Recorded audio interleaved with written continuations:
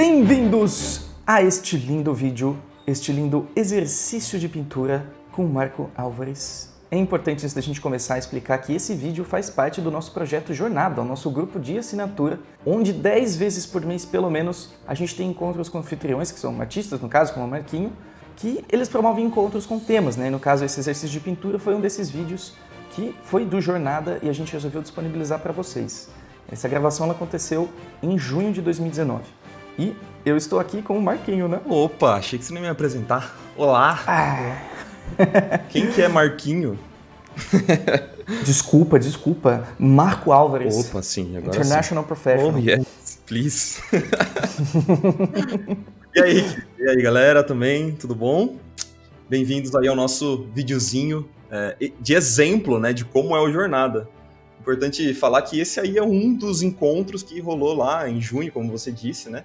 Então ele tá... talvez ele fique um pouquinho fora de contexto, mas eu acho que... E eu até escolhi esse vídeo, porque ele exemplifica muito bem o que é o Jornada pra mim, sabe? Só explicando rapidão, então, o que rolou nesse encontro, né? Foi um dos encontros que eu tava fazendo exercícios de pintura, né?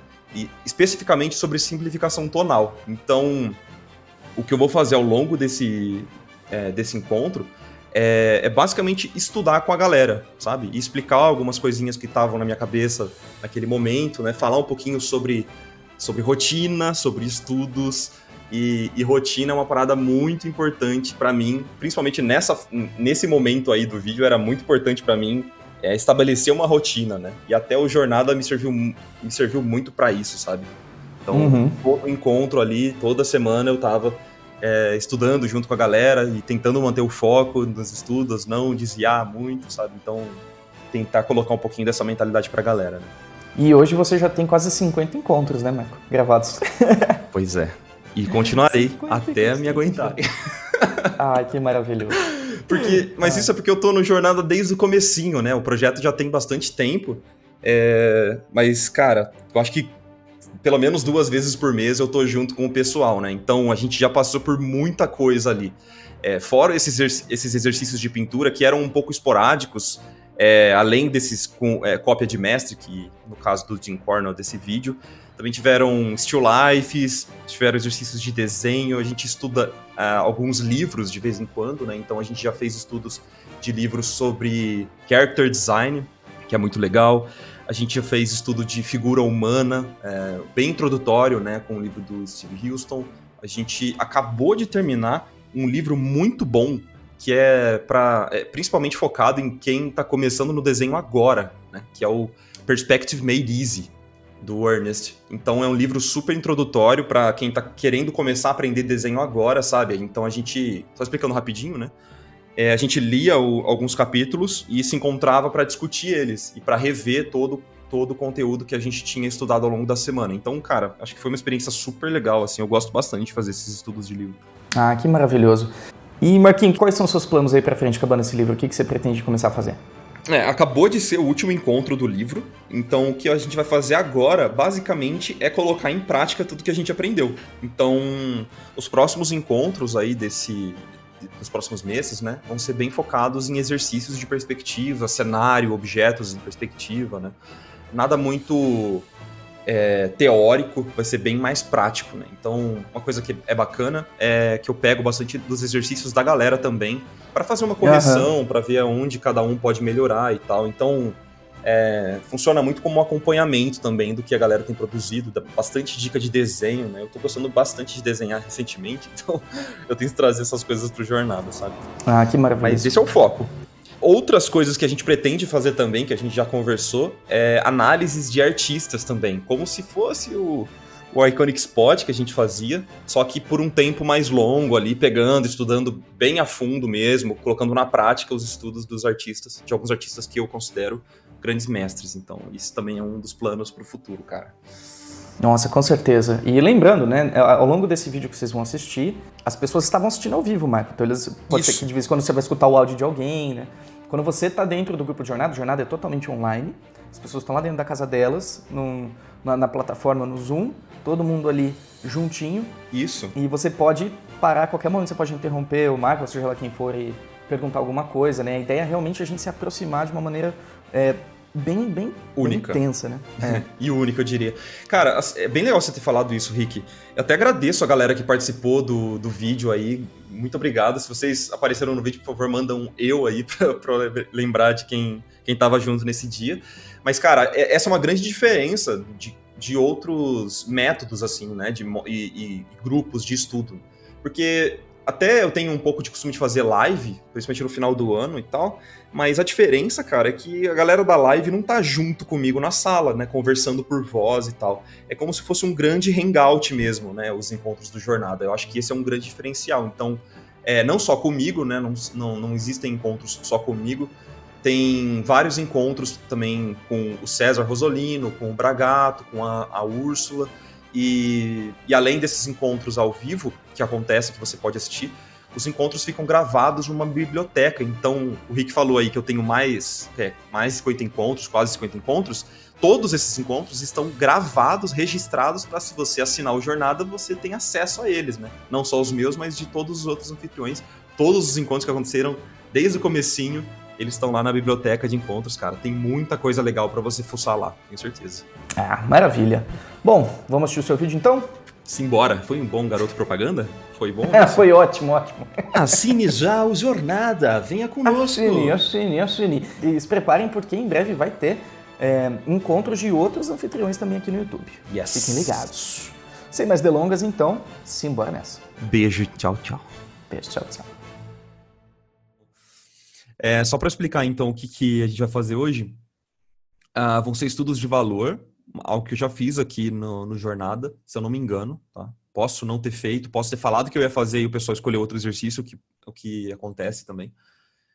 Mas esse é um exercício muito interessante para identificar a separação de massas, de sombra e de luz, né? Que essa está sendo uma das minhas dificuldades na hora do trabalho, de executar um trabalho, que é simplificar mais a questão das sombras e escolher mais aonde eu vou detalhar. Mais para frente eu vou falar um pouquinho melhor sobre isso, para vocês entenderem, porque eu sei que é um pouco confuso, mas numa ilustração complexa, com vários personagens, com cenário e tal, a gente tem que meio que escolher aonde que a gente vai colocar os detalhes, sabe? Não é muito interessante você colocar detalhes, por exemplo, nas áreas de luz e nas áreas de sombra, tá? Então, o que acontece no meu caso, que é a minha dificuldade, é que eu acabo colocando detalhes e muitas informações, detalhes que eu tô querendo dizer é informação mesmo, né, excessiva. Eu tento colocar demais nas áreas de luz e de sombra, e aí acaba ficando uma pintura muito, até muito óbvia, no pior sentido da palavra, né? Em que você já sabe exatamente o que está acontecendo, você acaba não escondendo nada, e isso acaba atrapalhando a leitura das minhas peças, a claridade das minhas peças, tá? Então, a maioria dos feedbacks que eu recebo na Mar são sempre referentes a remover o que eu já fiz. E isso não é uma forma inteligente de pintar, né? Uma forma inteligente de você pintar é você não precisar remover, você se preocupar apenas em adicionar informação. Porque se você adiciona informação, adiciona, e uma hora você tem que voltar, você trabalhou à toa. Vocês concordam comigo? Então, acho que essa é uma das formas, esse exercício que eu vou fazer hoje é uma das formas de treinar um pouquinho disso, né? Perdão, gente. Treinar um pouquinho disso, tá? O que eu vou... Então, assim, o Jim Cornell, ele é um cara que faz isso perfeitamente, sabe? Ele faz isso muito bem. Nesse caso, dessa imagem, ele traz os detalhes, né, as informações principais na área de sombra, né? Não é na área de luz, tá? Nas cartas do Hearthstone, geralmente, a gente tem que trazer informação nas áreas de luz, beleza? Porque é uma linguagem que o jogo já estabeleceu de não ter imagens muito escuras, tá? Nunca a direção de arte é sempre voltada para colocar informações na área de luz, sempre iluminar o ponto focal, nunca escurecer, sabe? Então, por exemplo, o rosto do personagem não pode estar no escuro 100%, né? A gente tem que sempre sugerir uma luz, inventar uma luz que vai direto no rosto do personagem para iluminar e tal. Isso é o que acontece bastante, assim, sabe?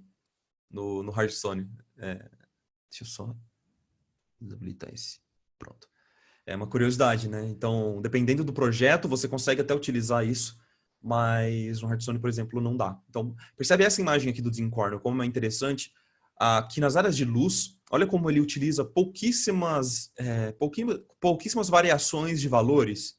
E quando a gente fala de criar textura, gerar informação, a gente está basicamente falando de oscilação no valor, né? A gente cria muitos valores, então, além de ser muito direto nos valores, né? Ele consegue sintetizar muito bem as informações em questão tonal. O Dean Cornwell, ele conseguia também resumir essas áreas com pouca informação. Então, olha, percebe essas áreas iluminadas aqui? Acredito que é um jornal jogado no chão e tal, muito papel. E olha como ele não fez, por exemplo, que qualquer artista digital faria, eu acredito assim. Qualquer artista digital viria aqui nesse papel e colocaria todas as informações possíveis nessa área do jornal aqui. Porque, se o jornal está sendo iluminado, vamos colocar um monte de detalhe. Aí na porta, provavelmente o artista colocaria muitos detalhezinhos, ranhurinhas nessa porta, porque ela é de madeira, não é? Então, como ela é de madeira, a gente tem a tendência, essa tendência de encher de informação em excesso. E o Dean Cornwell, na verdade, ele faz o oposto. Todas essas áreas iluminadas, ele não faz detalhe. Olha como essa porta é um branco só, como se a luz estivesse realmente estourada, certo?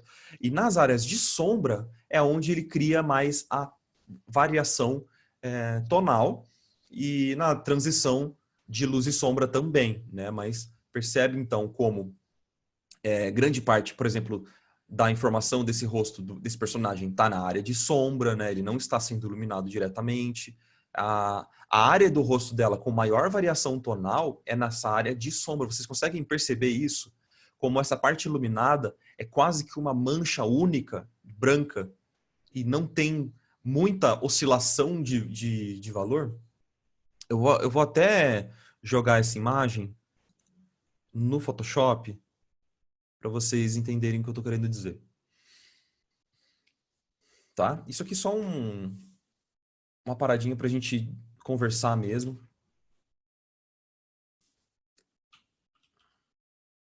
Olha que interessante. Ó. Toda essa área é meio que um valor só. Essa área também é um valor só. Tá vendo? Tá. A gente já conversou sobre isso, né? Não sei se vocês lembram. Percebe como é uma coisa só?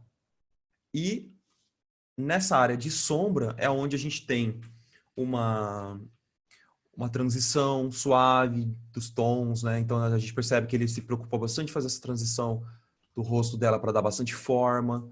O olho aqui, a parte superior do olho tem bastante transição. A testa na parte de sombra, olha como a testa ela vem da parte clara, meio tom, a core shadow, aí uma bouncing light aqui, então ele gera 3 valores na sombra, sendo que a parte iluminada é uma só, né? Essa parte é um tom só.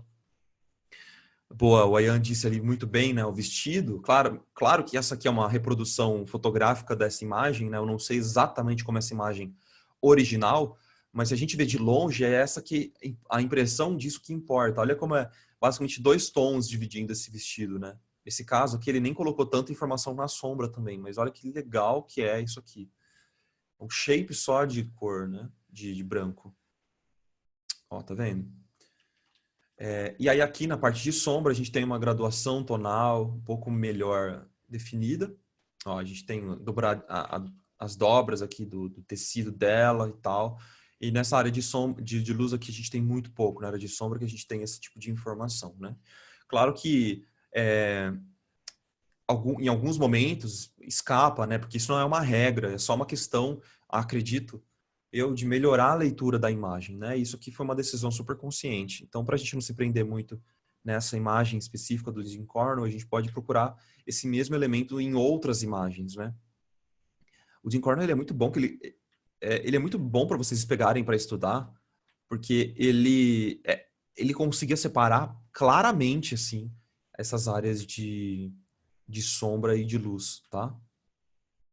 Olha que maravilhosa essa imagem. Essa imagem aqui é exatamente o que eu preciso fazer para as minhas peças de trabalho, né? Para melhorar o meu trabalho. Então, eu vou abrir no Photoshop e a gente vai dar uma discutida sobre ela, tá? porque é muito importante a gente fazer essas análises antes de começar a estudar, para ter um pouquinho de confiança quando a gente vai executar, né? Quando a gente vai executar o estudo, já sabendo mais ou menos o que a gente vai fazer. Caraca, eu só não estou achando a imagem. Já tá mais para baixo. Aqui. Tá, eu peguei 3 imagens aqui que são legais. Beleza. Então, esse aqui é o sketch do Jim Cornell para essa imagem, para essa pintura. E essa aqui é uma outra imagem que eu quero conversar também. O nome dele é Dean, D-E-A-N, Corn, de milho, né? Well, de bem. Então, Cornwell. Isso.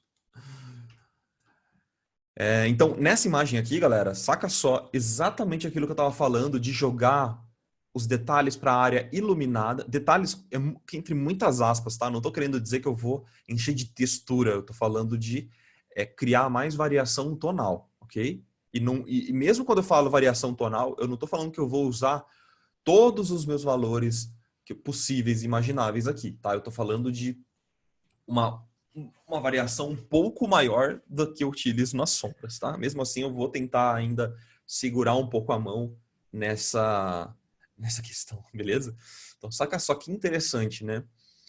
Imagina que toda essa manga aqui do braço dele, ela está toda engruvinhada, sabe? Não sei se vocês chamam de engruvinhado isso, para mim é engruvinhado. Que é basicamente um tecido amassado, né? O tecido está todo amassado, mas percebe que ele não vai estar amassado só na parte de cima, né? Na realidade, a gente veria essa manga toda, em toda a sua forma, toda amassadinha. Então a gente teria amassadinho aqui, aqui, aqui, aqui, aqui, aqui. Então o que eu, atualmente, se eu estivesse pintando essa imagem, um marco sem experiência, e precisando aprender muito, o que eu faria? Eu provavelmente teria enchido de detalhe essa parte aqui das sombras. Eu teria colocado esses engruvinhadinhos em todas as áreas de sombra, tá? Então, eu teria criado... Eu vou estragar essa imagem só para vocês entenderem e eu entender também, né? Então, eu tô aqui também me colocando no fogo, né? Na real, eu não tô de forma alguma tentando me tirar dessa, tá? Então, o que eu provavelmente teria feito é isso aqui, ó. Eu teria pego, isso aqui teria uma dobrinha aqui, ó. Aí, teria feito isso aqui. Eu teria feito isso aqui. Esse engruvinhadinho. Eu posso até fazer com tons mais escuros, mas eu teria feito, sabe, ó. Isso aqui. Isso. Isso. Pá, pá. Ó, que interessante. Eu provavelmente teria... Né? Vocês têm a noção que vocês também podem fazer isso aqui ou vocês vão me deixar sozinho nessa? Vocês percebem isso também no trabalho de vocês? Ou só o Marco que é noob? Ó, saca? Tipo, provavelmente isso aqui estaria mais escuro, mas ele existiria, né? Eu entendo a forma, eu entendo tudo, mas eu provavelmente teria feito isso aqui. Olha como parece natural, né? Tipo, ele até funciona. Se você parar para analisar, ele até funciona. Então, quando você está pintando, o que acontece muito é de você se acostumar com esse nível de informação excessivo em todos os lugares e você acaba não dando ao observador, né, a quem está observando a sua imagem, um respiro. Então, isso aqui que eu acabei de fazer não precisa, saca? Não precisa. Você pode muito bem resolver com esse shape de um valor só. Olha como é literalmente um valor. Ó. Eu estou pintando com a mesma cor aqui. Ó. E aí, no caso, para dar mais forma, não ficar 100% flat, né? Até para não misturar com essa parte da sombra, que ele não quer misturar, ele quer dar a noção de que isso aqui é o braço ainda, né? Então ele volta com uma luz vermelha, provavelmente do couro dessa cadeira, né? Uma bouncing light voltando aqui no braço. Ele pinta isso aqui, ó. Olha que interessante, né? Percebe? Ele volta com essa bouncing light para dar a forma do braço. Para mesmo que você, de longe, você misture essas duas áreas, você ainda tenha uma pequena linha, bem fininha, separando os dois elementos. tá? Então, a claridade dessa imagem, claridade de leitura, né? Nesse sentido que eu estou usando a palavra, ela é muito, muito boa. Então, vamos tentar entender como ele pensou isso no Sketch. Olha que legal. Então, até, eu acho que eu tenho esse arquivo, eu acho que eu mandei para o Ian, esse arquivo do Dean Cornwell. Eu tenho zipado todas essas imagens do Dean Cornwell. Eu posso postar para vocês se vocês tiverem interesse. Eu realmente gostaria que vocês analisassem um pouco essas pinturas e esses artistas para entender mesmo como melhorar o nosso próprio trabalho, certo? Então, essas análises que eu faço, elas são bem objetivas em um defeito meu. Mas vocês podem procurar algum problema que vocês estão tendo no trabalho de vocês e fazer essa análise, tá? Mando sim, com certeza. E aí, Jovi, beleza? Então, seguinte, galera. Vamos dar uma olhadinha aqui nos sketches. No sketch, né? E tentar entender se ele já... isso que é muito interessante. Ele já tinha feito essa marcação... ele já tinha feito toda essa marcação de sombra projetada no sketch. Isso é muito legal de poder ver. Porque eu acredito que, para ele, se ele tinha algum método parecido com o Leyendecker, ele tinha que ter um sketch muito sólido já antes de começar a pintura, né? Porque no tradicional, obviamente a pintura ela demanda muito tempo, mas ela não permite muitos erros, né? Depois que você começa a pintura, né? Você não consegue simplesmente... Você até consegue tirar a tinta e repintar, mas isso exige muito trabalho e meio que você precisa ser assertivo. No caso do Leyendecker, ele fazia capas de revistas que eram, se eu não me engano, eu posso estar falando uma besteira, assim, mas eram revistas semanais. Então, meio que toda semana ele tinha que fazer uma revista, né? Então... deixa eu ver aqui, o Diogo falou. Estou com dificuldade no desenho, eu vou encontrar nessas imagens. Cara, provavelmente você vai absorver bastante coisa de desenho também, Diogo. Não tudo se resume à pintura, né? A pintura é uma forma de interpretar o desenho, certo? É uma forma de você avançar a ideia que você estabelece no desenho. Então, tudo que está na pintura, se você não tem bem sólido no desenho, não vai funcionar, né? Se você não tiver um desenho bem sólido, entende? Então, é uma forma de você representar a ideia que você estabeleceu no desenho. Então, meio que tem tudo a ver. E isso que eu estou fazendo aqui de analisar o desenho também, eu acho super válido, tá?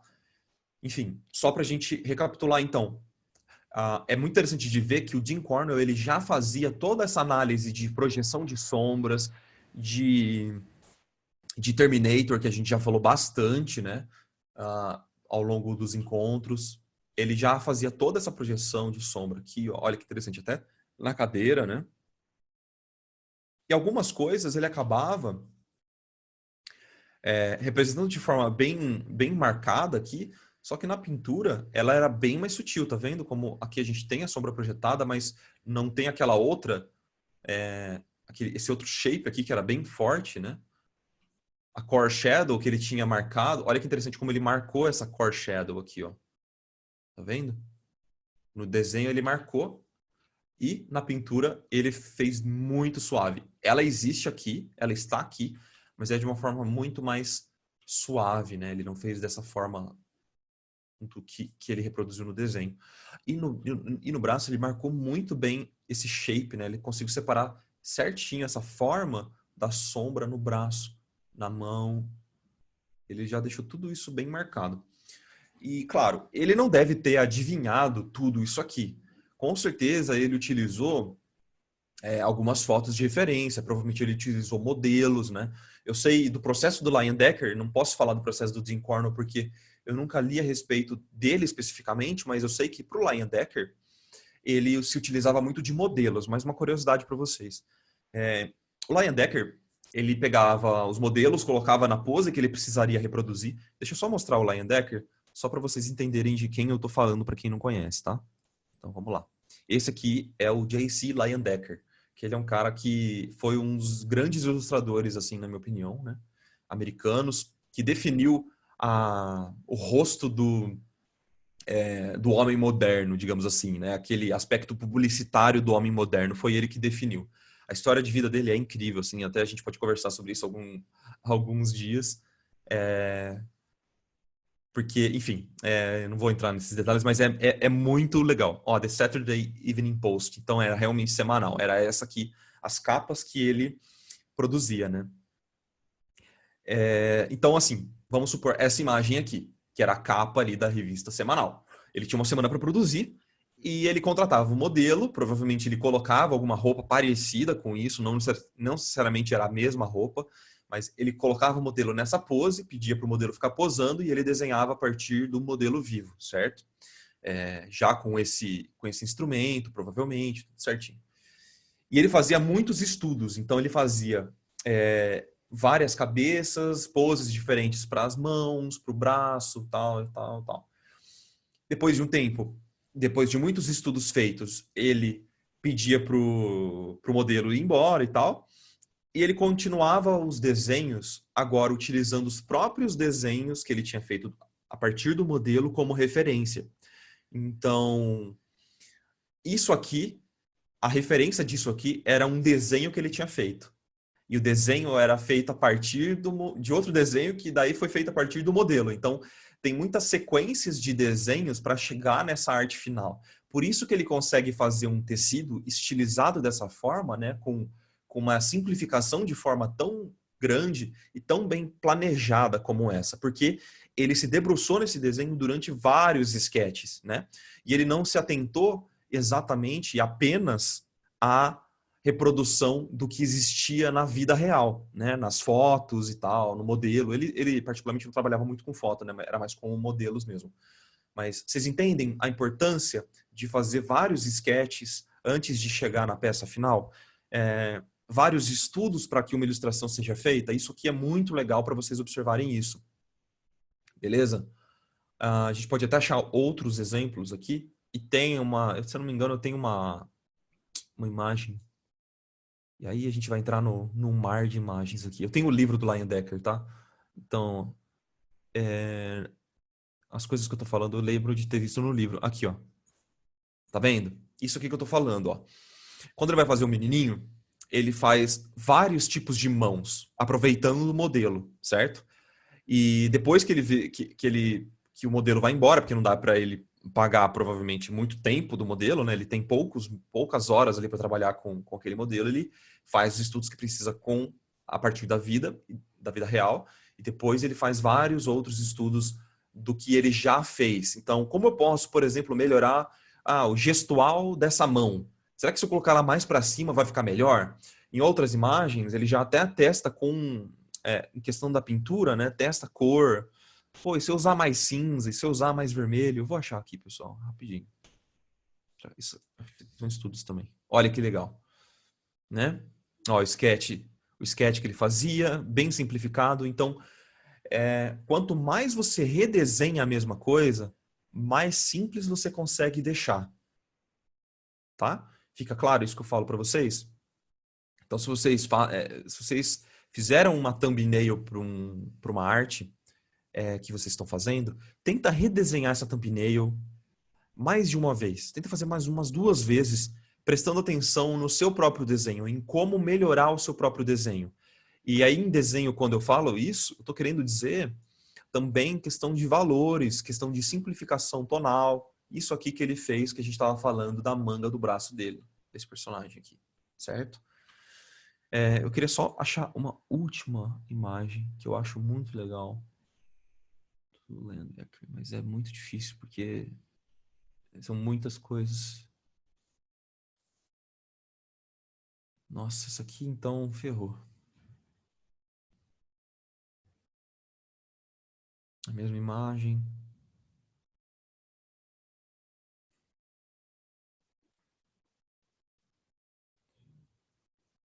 Acho que vale a pena.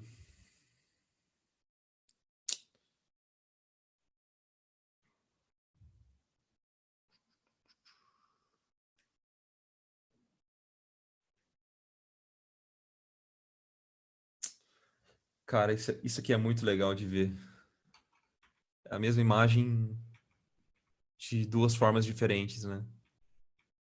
Ele provavelmente reaproveitou o desenho para fazer essa publicidade, né? Ele fazia muitas peças publicitárias.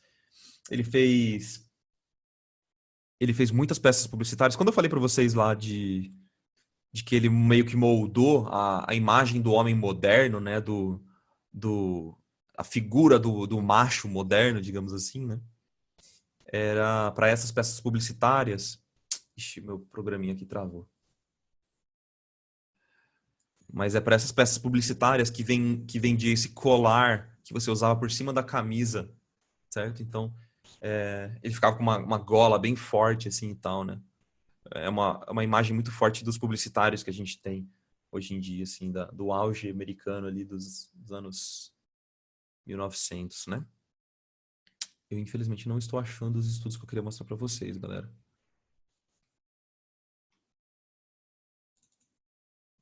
Nossa, mas é muita coisa.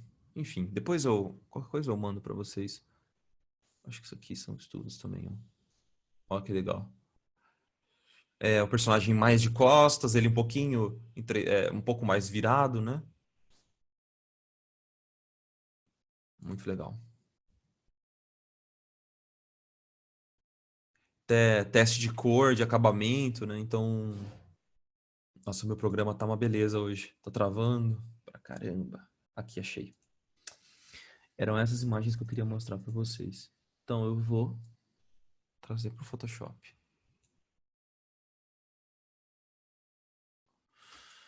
Ó, que legal.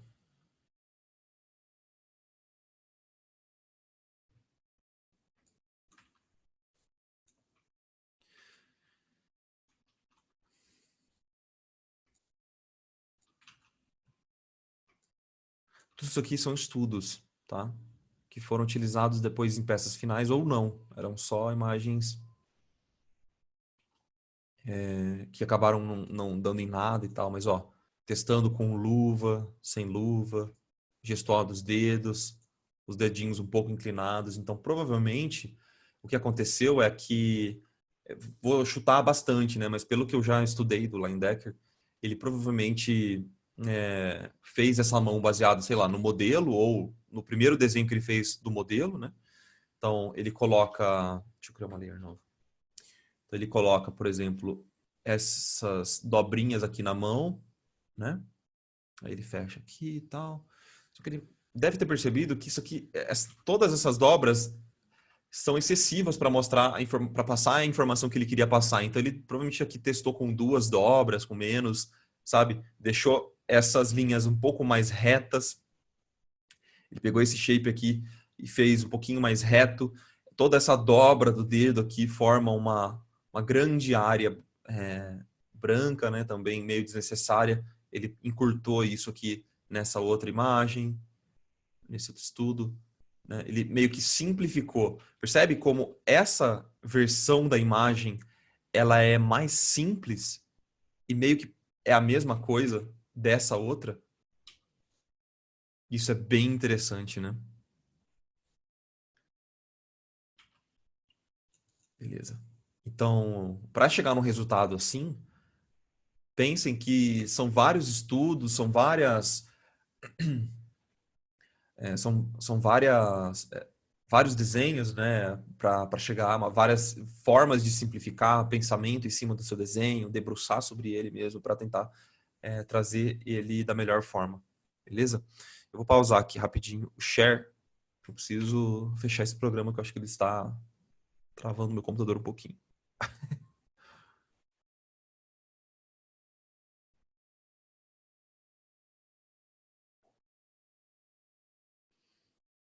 Um minutinho só, pessoal.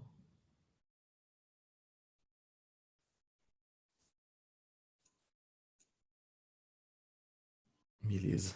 Tava realmente travando. Tava usando 10% do meu CPU. Só um programa que vê imagem. Nada a ver.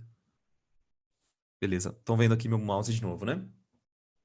O Diogo perguntou assim: por que tinha esse negócio branco em volta das pinturas? Você sabe dizer? Você está dizendo dos estudos do Leyendecker, né? Cara, isso aqui, eu te garanto que é para reforçar a silhueta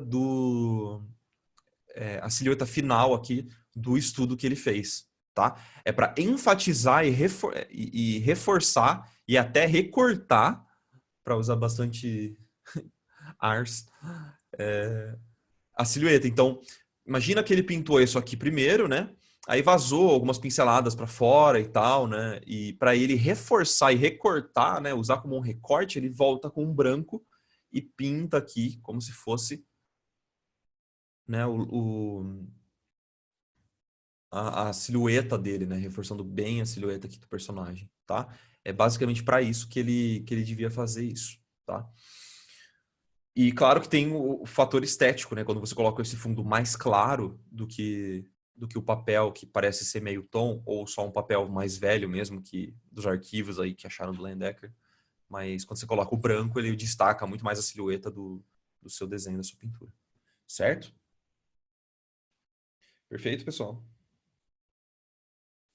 Então, o que eu quero fazer é um estudo. Falei, para a gente agora pôr um pouquinho de mão na massa. Eu quero fazer um estudo, principalmente de áreas específicas. Eu não quero reproduzir essa imagem como um todo. Eu não me interesso muito por isso, sabe? Eu vou reproduzir tudo, aí eu vou ficar, sei lá, vou perder 2 horas só para tentar reproduzir o desenho parecido com ele. Eu não quero isso, eu quero aprender essa questão dos valores, principalmente. Então eu acho que eu vou reproduzir principalmente esse braço dele. Até se eu conseguir trazer essa parte de baixo, bem legal. Talvez essas costas, tá? Estão bem simplificadas. E talvez pegar umas outras imagens e tentar fazer algum estudo dela, né? Essa imagem também é bem legal, principalmente na área do rosto. Olha, em questão tonal, né?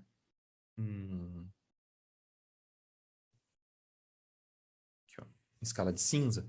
Como a gente agora percebe também muito claramente como existe pouquíssima variação tonal, ó, na área de sombra dessa imagem.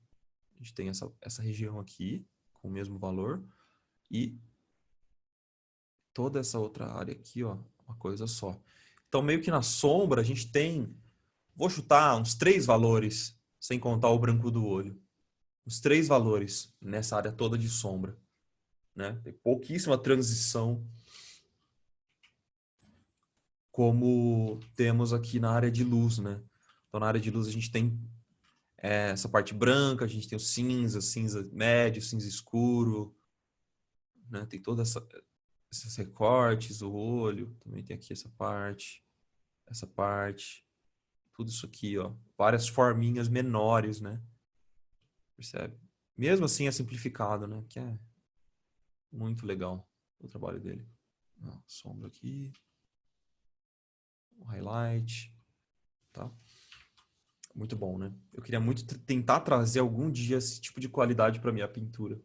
E isso acho que eu só vou conseguir quando eu, sei lá, pintar muito mais do que eu pinto hoje.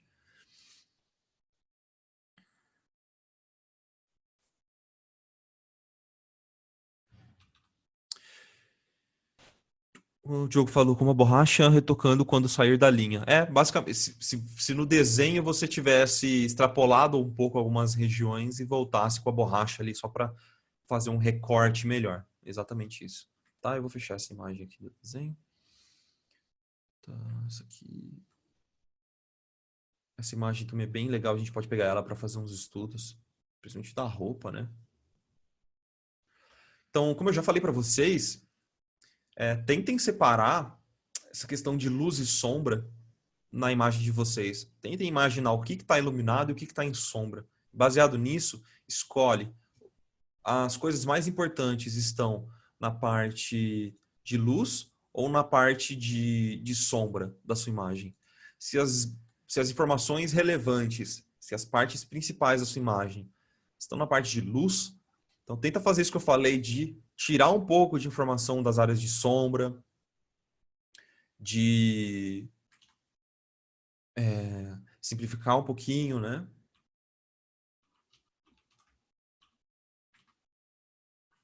Deixa eu só tomar uma aguinha antes de começar.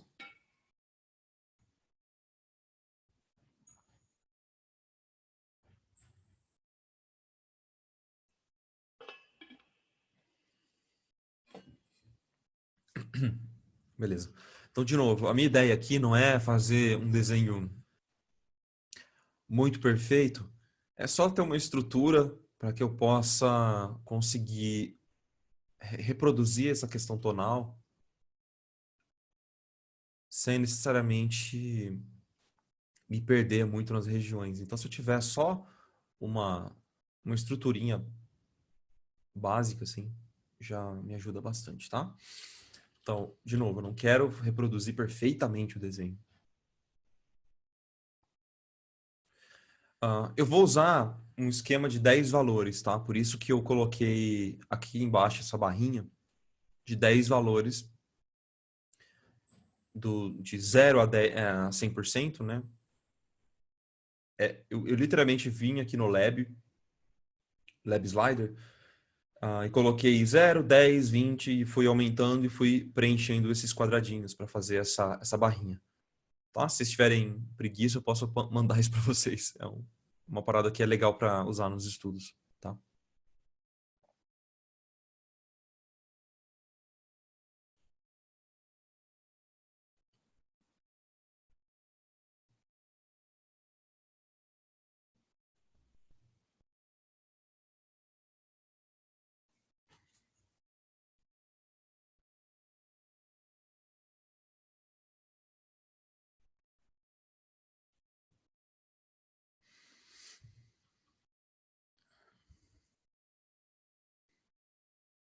Então agora eu vou pensar nos shapes maiores dessa imagem. Eu não vou me atentar muito a essas dobrinhas, eu acho que eu consigo fazer elas na hora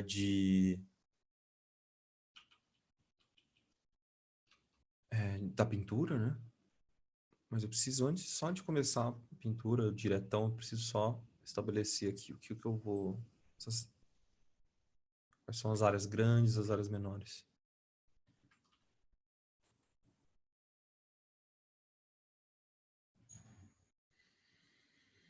Marco, que tipo de fatores podem influenciar na decisão do artista em escolher o que vai estar em detalhe, sombra ou luz? Cara, vai depender muito do tipo de imagem que você vai estar fazendo, Ayan. Então, por exemplo, se for uma imagem noturna, não faz muito sentido você colocar os detalhes na área iluminada, certo? Concorda comigo? Então, foi uma pegadinha, na verdade. Porque depende, cara. Na verdade, não. Você não sabe como essa cena está sendo iluminada. Se, por exemplo, essa cena noturna estiver sendo iluminada pela luz da lua, e ela for a sua fonte de luz principal, e você quer destacar isso, esse impacto na sua imagem, então a sombra, ela não pode se destacar mais do que isso, sacou? Eu sei que foi meio sacanagem fazer essa pegadinha, assim, mas é só para te mostrar que não é óbvio. Não é óbvio a sua escolha do que você vai mostrar e o que você não vai mostrar. Porque numa cena noturna, se você estiver sendo iluminado pela luz da lua, né, que é a luz que é refletida pela lua, então quer dizer que você pode banhar toda a sua imagem quase como se você estivesse pintando uma imagem de dia. Vou te mostrar um exemplo aqui do próprio Dean Cornwell.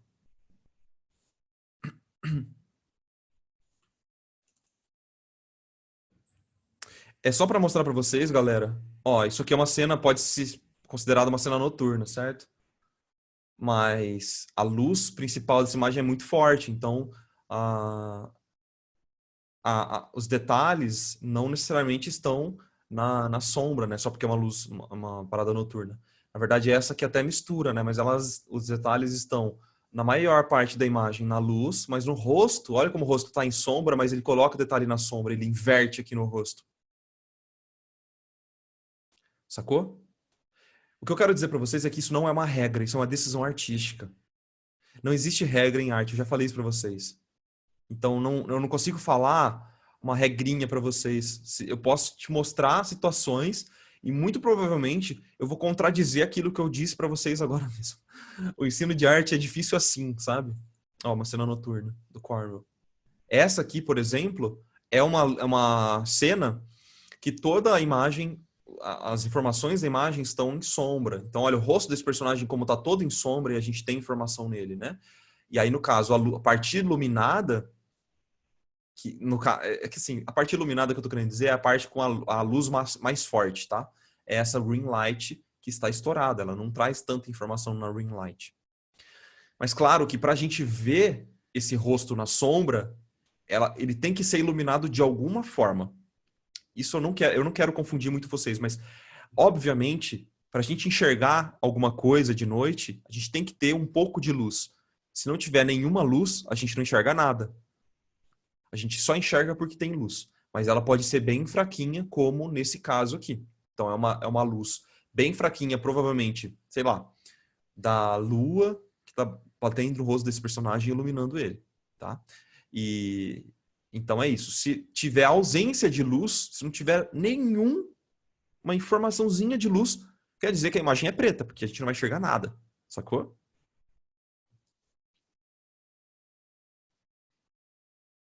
Vamos só mais um exemplo, então. Então, você pode sempre se guiar, assim,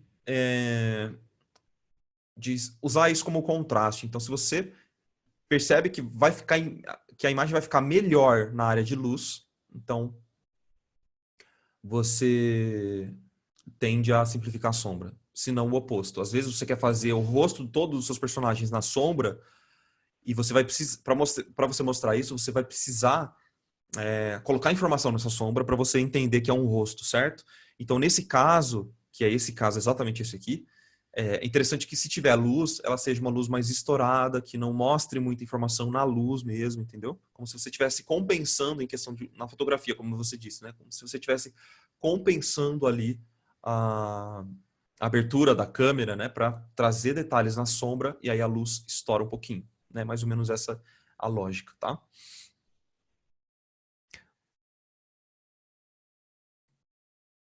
Você pode dar um exemplo do porquê seria melhor simplificar um outro em alguma situação específica? Então, eu acho que eu acabei de mostrar. Simplificar o outro. Então, isso aqui é uma simplificação de luz. Olha como a luz dessa imagem ela tá toda simples, né? Percebe? Essa ring light ela é um shape só, branco quase. E a informação na sombra ela tá bem evidente assim. Tá? A gente tem bastante valor, bastante informação. Eu quero trazer um outro exemplo rapidinho para vocês. Eu acho que era do Dean Korn. Vamos para outro artista.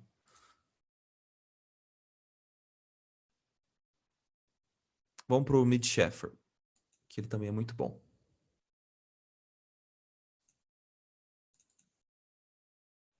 Ó, olha como essa imagem é interessante também. Olha como toda a área de sombra, ela tá bem coberta, é um shape só, né, a capa dele. Mas ao mesmo tempo, a gente consegue enxergar a informação no rosto desse soldado, desse policial aqui, né? Isso é interessante. E aí, para compensar isso, né, a parte de luz nesse personagem, ela é mais simples. É interessante, né? Ele alterna isso ao longo da ilustração. Percebe como não é uma regra? Eu tava conversando dessa imagem com o Cezão esses dias e é interessante até nessa imagem como o shape do rosto desse personagem na parte de sombra, ele tá todo simplificado, mas ele vai lá e coloca uma sugestão, né, umas duas pinceladas ali para mostrar o olho, né, desse personagem. Pode parecer, por mais que eu tenha dito de forma simples para vocês lá no começo, pode parecer que é uma regra isso, né? Mas não tem nada de regra, né, é uma parada de feeling e de um pouquinho de experiência mesmo, né? Por isso que eu falo para vocês que eu preciso pintar muito mais para compreender melhor esse tipo de acabamento, né? Olha aqui as sombras como são super simples e na luz a gente vê mais variação tonal. Olha como a sombra é muito simples nesse caso aqui, tá vendo? Olha, aqui até no chão, olha como é bem evidente no chão isso aqui. Olha como isso aqui é um shape só de sombra e na luz ele coloca muita variação, né? Nessa aqui ele usa um pouco mais como uma regrinha isso. tá? Vamos voltar para o nosso estudo, senão eu não vou fazer nada hoje. Eu vou só falar. O que é legal também, eu gosto de só falar.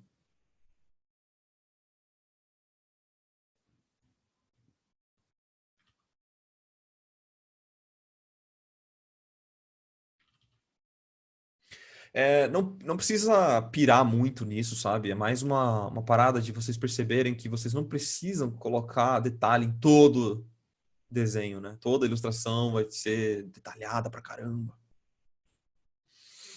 sabe? Isso é importante de vocês saberem, né?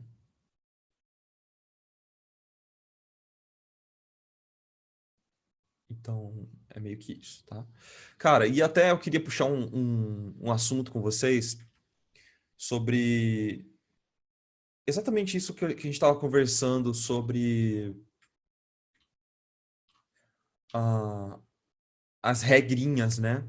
Eu percebo que muita gente, galera, e até tem a ver um pouquinho com os meus encontros isso, né? E aí a gente pode trocar essa ideia agora. Eu quero muito a opinião de vocês, se vocês quiserem até desmutar e tal, pra gente realmente trocar uma ideia honesta aqui, tete a tete, com o Marquinho. Pode ser?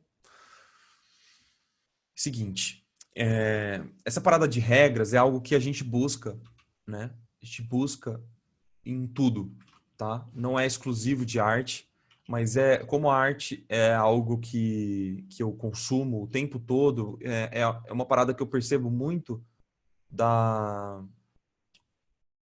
Eu não quero chamar assim, mas eu não consigo expressar de uma forma melhor, né?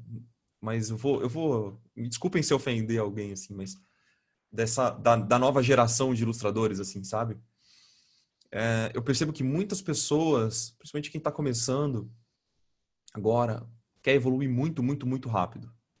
E para evoluir muito, muito, muito rápido, as pessoas precisam dessas regrinhas, muito esses macetes, né? Que, que vão, digamos assim, mascarar a falta de conhecimento para deixar o seu trabalho mais bonito, tá?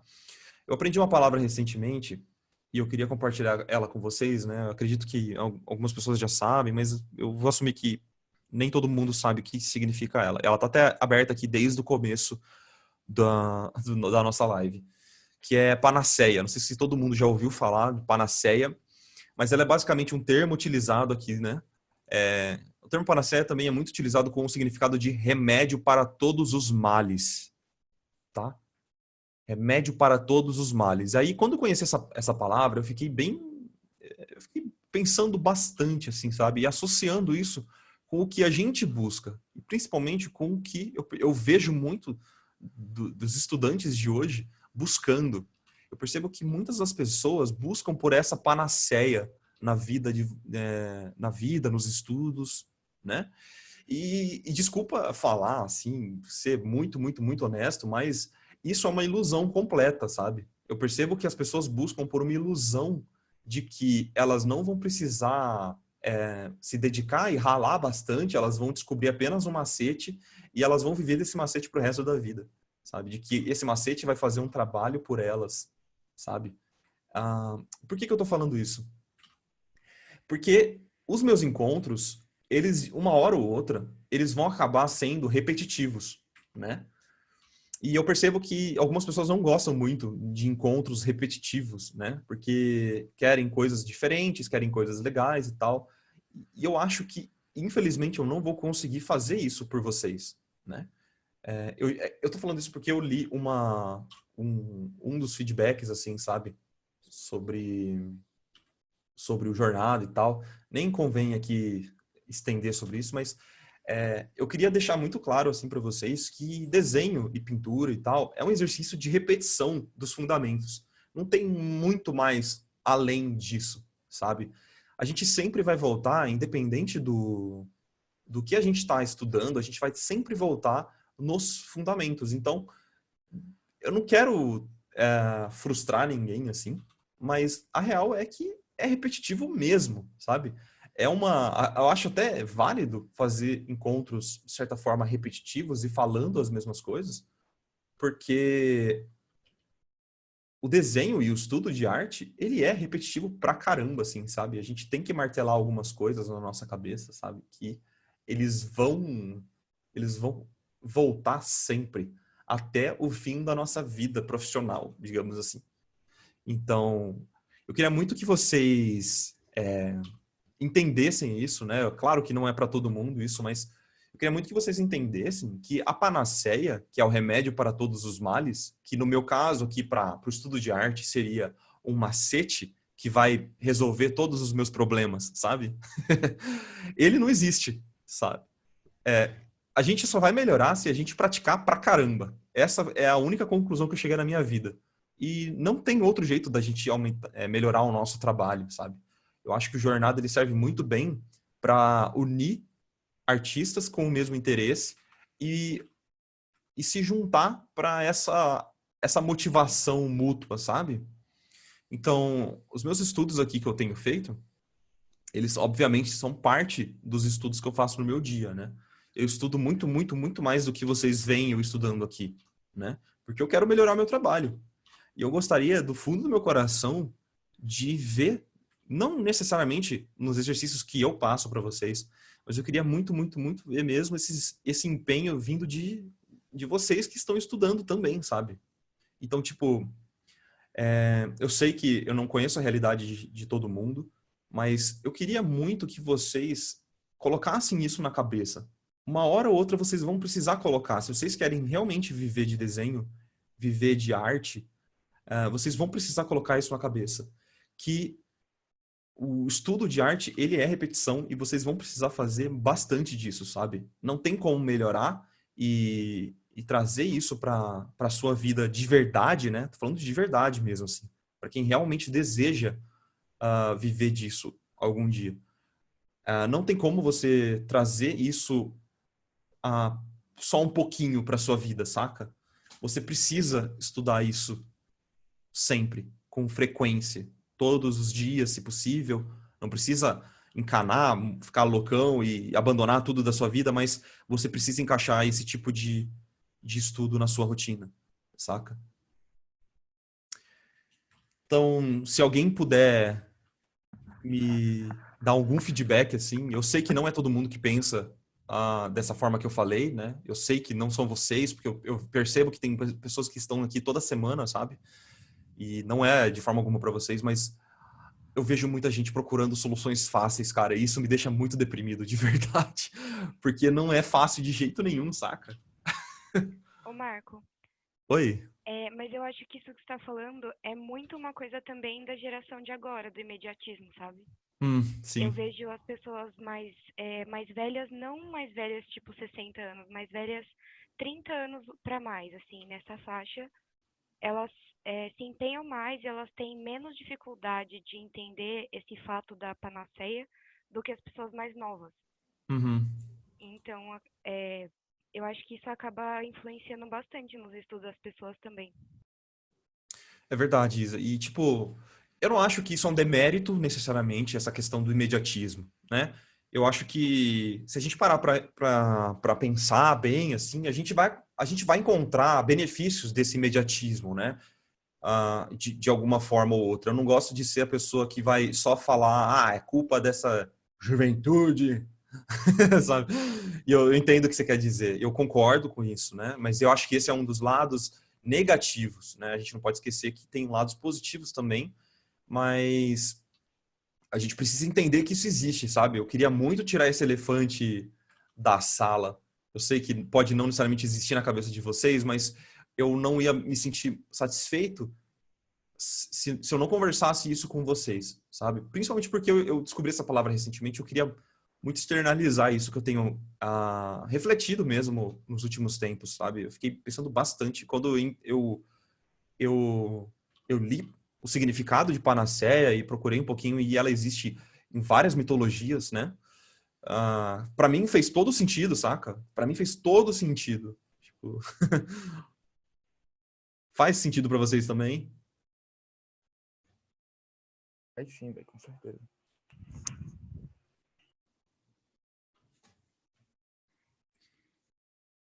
Verdade mais necessária dessa vida, Sully. Então, eu realmente queria. Eu também, assim, Da mesma forma, eu não acho que o Jornada seja a solução para tudo, né? Eu não acho que um curso vai ser a solução para tudo. Da mesma forma que eu já falei várias vezes, até no Iconicast, para quem acompanha, eu já falei diversas vezes que faculdade não vai ser a solução para tudo. E eu acho que era nisso que a gente estava pensando, sabe? Eu queria expressar isso com alguma palavra e ela existia, eu só não conhecia. Muitas pessoas perguntavam para mim a questão da faculdade, o que eu acho da faculdade e tal, com essa esperança de que a faculdade fosse fazer alguma coisa para elas, né? E algum curso fosse fazer alguma coisa. E eu já fiz muito disso, né? De, por exemplo, pô, vou fazer um curso, só que ele vai começar daqui 2 meses.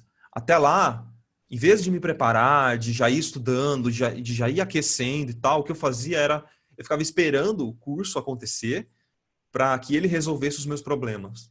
E aí, ao invés de... E quando eu chegava para fazer o curso, eu assistia o curso, não praticava e achava que tinha entendido, saca? E hoje eu percebo que, apesar de muitos e muitos e muitos anos trabalhando com desenho, estudando desenho e tal, eu não... eu ainda esperava um pouco disso, sabe? De que as coisas iam acontecer sem o necessário esforço, tá? Uma forma de vocês colocarem isso na rotina de vocês, eu acho que é muito válido, sim, de criar... Isso é uma dica que o Mike me deu uma vez, né? Ele falou disso num workshop que ele fez sobre estudo. É criar uma pastinha mensal. Eu acho que isso só vai fazer sentido quando vocês realmente começarem nessa parada de ter uma pastinha mensal de estudos, sabe? Então, eu vou mostrar para vocês só um exemplo aqui. Então, por exemplo, eu tô aqui na de junho, né? Então, eu fiz poucos dias de estudos aqui já, mas desde o começo desse mês, certo? Que são alguns gestuais, alguns estudos de animais, né? Porque eu estabeleci que eu vou pegar sempre 1 hora por dia antes do trabalho e estudar um pouquinho, tá? E geralmente são coisas que eu preciso melhorar, tá? No mês passado, eu fiz algumas coisas a mais, ó. Eu fiz um compiladinho com algumas coisas que eu fiz, ó.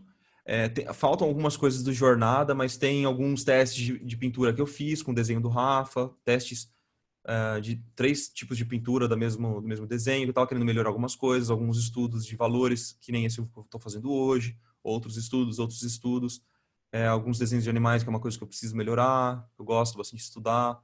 Eu não gosto de mostrar isso, eu não mostro isso aqui em lugar nenhum, porque são desenhos feios, né? E eu cheguei à conclusão que estudo precisa ser desenho feio mesmo, né? Então, não tem o que fazer. E aí eu parei de mostrar para as pessoas porque eu ficava com receio de mostrar desenho feio. Isso aqui é 3D, isso aqui é 3D, que eu estava estudando 3D. Faltam coisas 3D aqui, mas é meio que um compilado geral, né? Algumas pinturas que eu fiz, estudos do Will Murray. Cada um desses pequenos estudinhos, assim, me levou, tipo...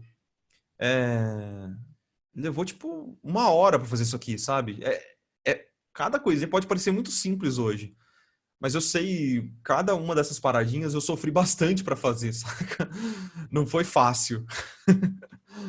Quando você vê tudo prontinho depois de um tempinho, né? Eu quero fazer muito mais, assim. Isso aqui é uma parada que eu queria melhorar mesmo, assim, sabe? Eu, e foi um dos meses, né? Então eu acho que quando você coloca na cabeça que a evolução é gradual, mas ela precisa ser intensa, e assim, meio que todo dia, intensa nesse sentido, né? De todo dia você tá fazendo alguma coisa.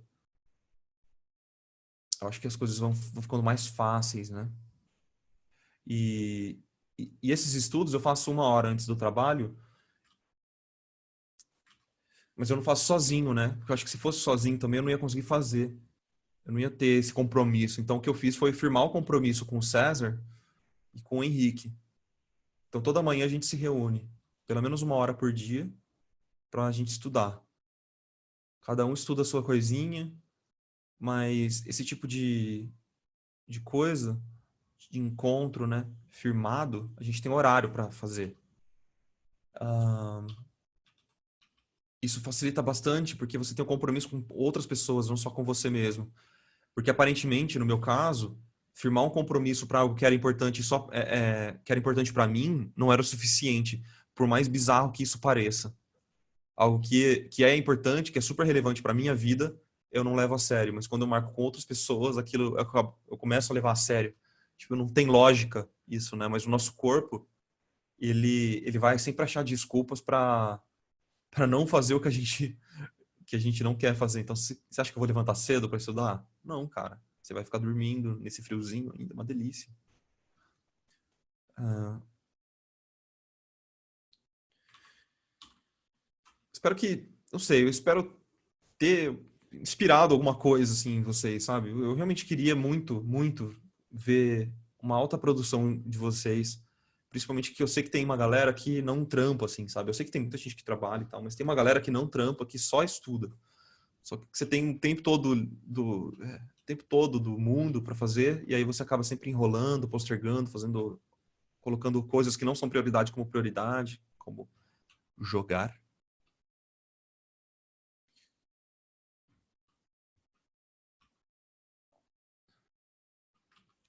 E arranjar desculpa pra mim é o clássico, assim, sabe? Eu sempre arrumava desculpa pra não fazer o que eu precisava fazer, cara. Esse é o clássico do Marco.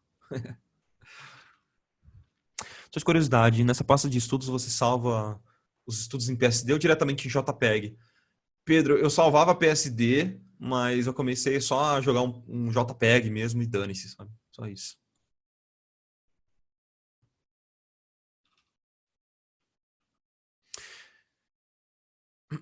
Porque eu não quero. Eu quero a coisa mais fácil do mundo, cara, pra mim. Tipo, a coisa mais fácil do mundo é não salvar um PSD, é só exportar um JPEG e já era. Não ficar guardando, tento que organizar. Eu não fico nomeando também. Eu tenho um padrãozinho que é a data do dia.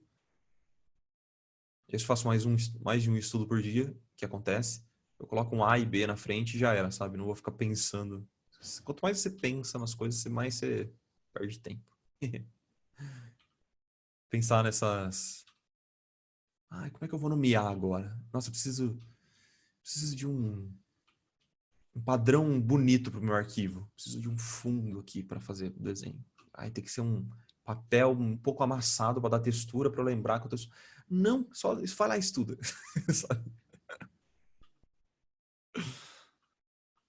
Beleza, então agora eu tô só para não vocês não ficarem muito perdidos, né? Eu vou separar as áreas de luz e sombra agora, tá?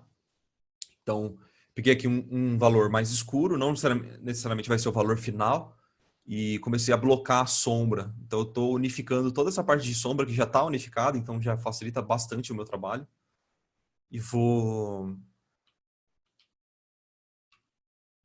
deixar isso aqui numa layer separadinha, tá?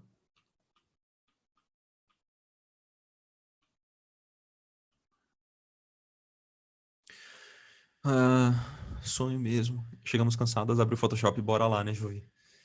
Tá tendo isso nesse momento. Então, que nem eu falei, né? O que eu falo não é, obviamente, não é para todo mundo que tá aqui. Não é fácil, né, gente? Não é fácil. Eu trampo. Depois que eu termino de estudar, assim, eu trabalho 100 horas para terminar, assim, sabe? Tem dias que eu tenho que trabalhar de fim de semana também. Mas mesmo trabalhando de fim de semana, eu tiro o meu tempinho para cuidar de mim e para melhorar naquilo que eu faço. Então, eu faço exercício, tenho que fazer exercício todo dia e preciso estudar.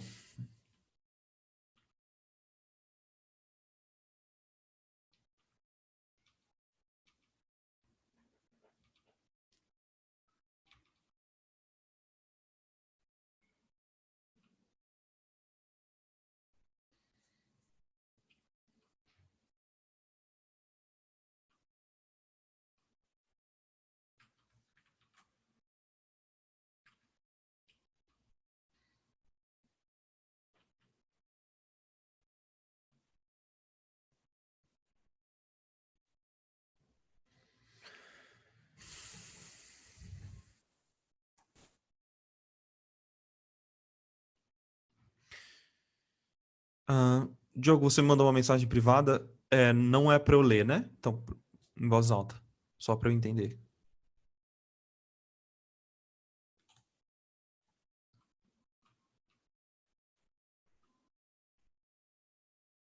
Tem bastante coisa pessoal, né?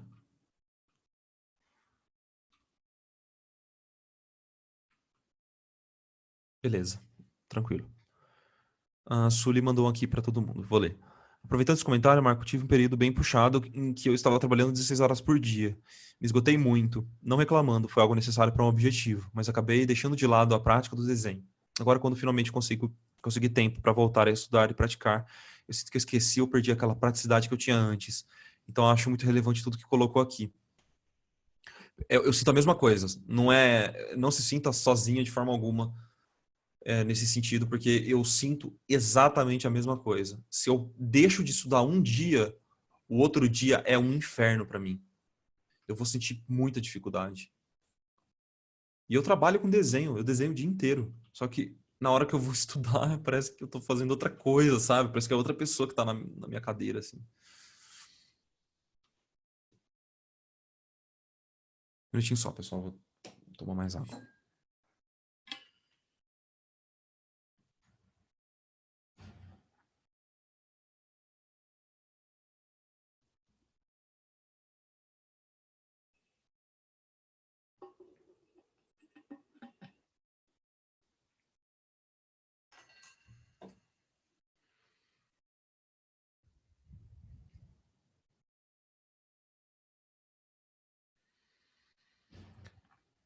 Beleza.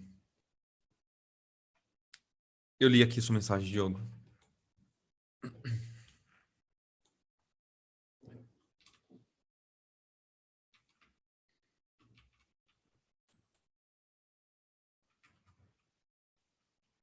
Eu provavelmente vou suavizar depois essas sombras, mas eu quero deixá-las bem marcadinhas primeiro. Porque nem todas são hard edge, assim, né?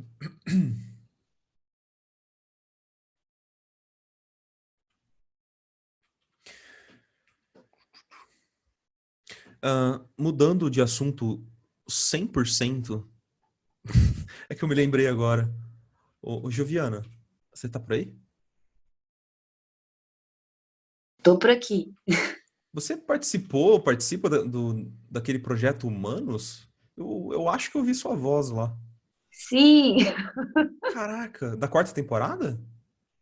sim. Então, o que que acontece? É porque eu conheci o Ivan quando eu fiz um processo seletivo para participar dos novos integrantes do Projeto Humanos. Isso foi em 2015, final de 2015, 2016.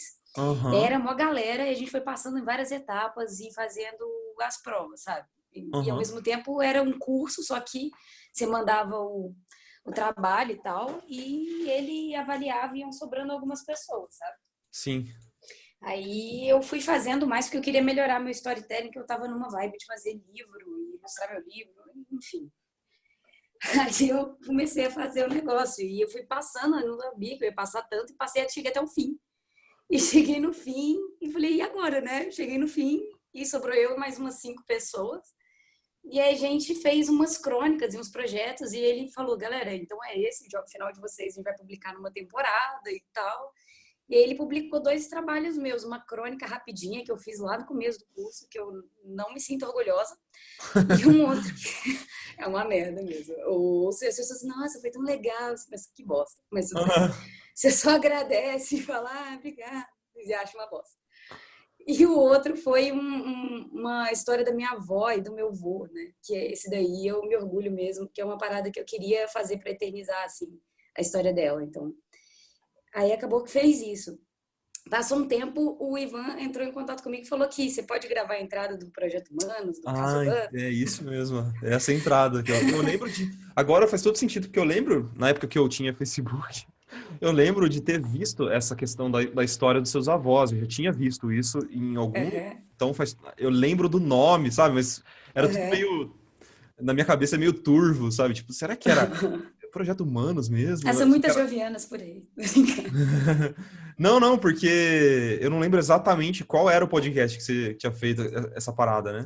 E aí Aham. eu tava ouvindo a quarta temporada do Projeto Humanos, que é incrível, até recomendo, assim, pra quem gosta de Do podcasts, caso Evandro, né? do caso Evandro. Aham.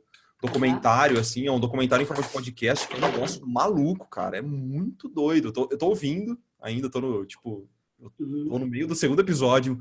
Só que eu falei, cara, eu conheço essa voz de algum lugar.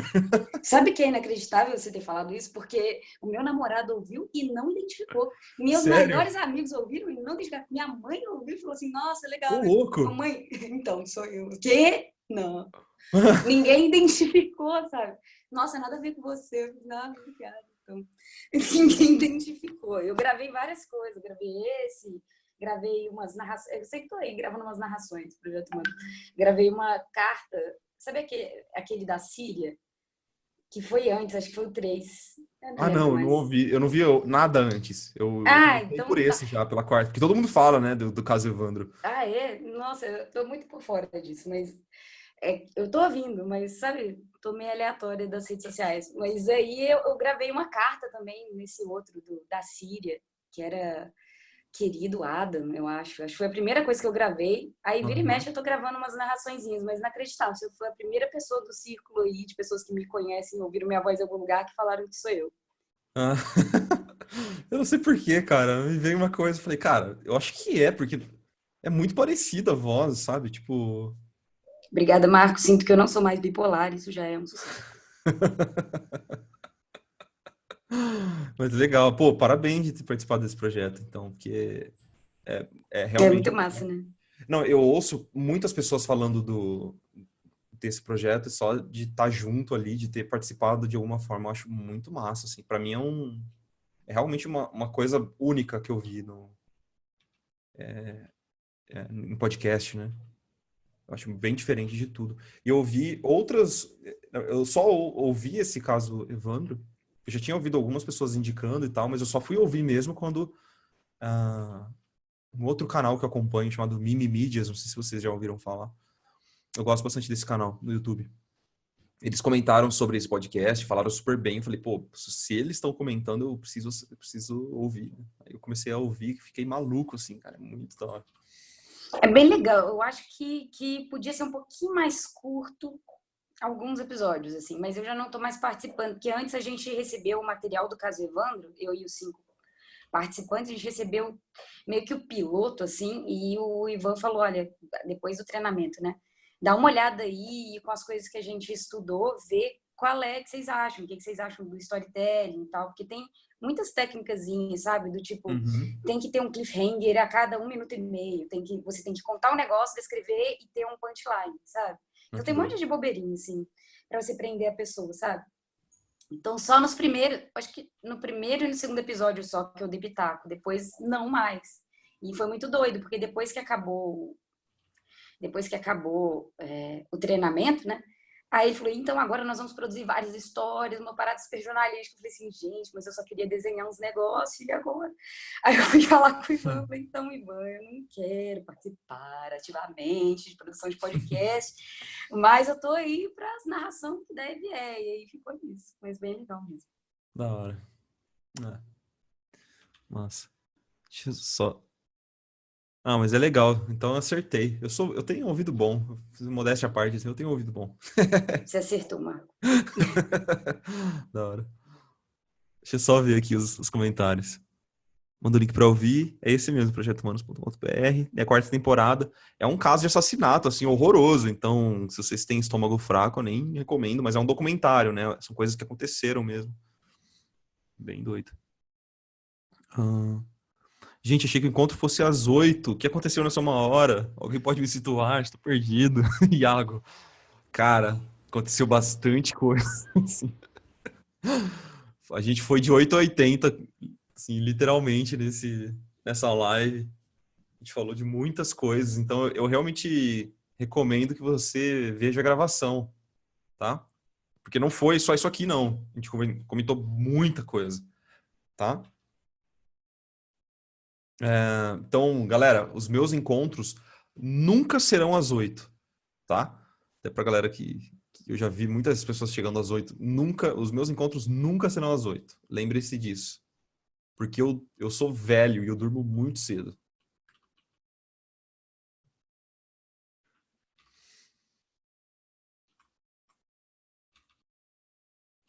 lembrem-se disso. O Marco é um velho, ele nunca vai começar um negócio às 8. Tanto que eu participei do encontro do Lucas Parolin esses dias. Eu já avisei, ó, Lucão, eu vou participar, mano, mas eu não... eu não consigo funcionar muito bem, assim. Começo a falar meio grog já.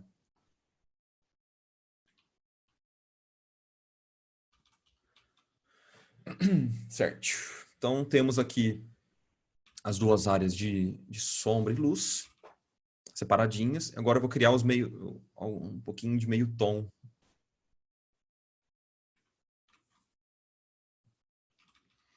O encontro gravado sai hoje ainda? Não, Iago. Infelizmente, cara, eu não sei quanto tempo demora.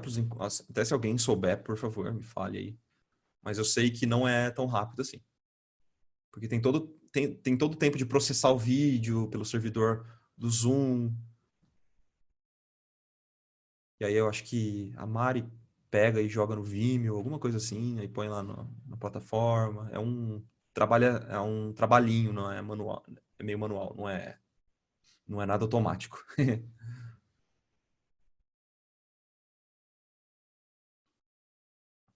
Marco, uma pergunta aqui de uma dúvida que surgiu Uhum. aleatória. Quando não tem uma sombra e luz super marcada, sabe? Do que é uma área de luz, que é uma área de sombra, que fica aquela imagem mais no meio tom, como que a gente faz para eleger essas áreas de interesse? Então, uma boa pergunta. É porque as imagens que eu faço, elas meio que nunca vão ser super difusas, né? Não vai ter aquela luz. Você tá falando de um dia meio nublado, tudo meio difuso, né? Tipo isso, tem uns artistas daqueles chineses que também deixam tudo meio lavado, né? É.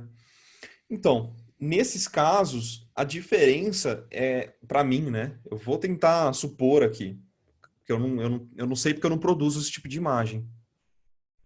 Mas elas têm uma separação, só que você vai usar pouquíssimas hard edges, né, nas suas sombras. Então, ao invés dessa sombra ser assim, ela vai ser mais clara. Então, sei lá, vamos supor que ela fosse mais assim e bem mais soft, né? Então, ela teria toda essa transição bem É suave. tipo isso. Uhum.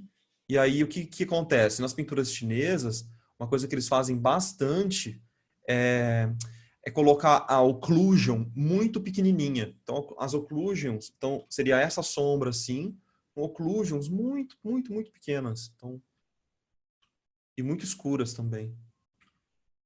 Então, bem pequenininha, quase uma linha mesmo, sabe? Bem soft.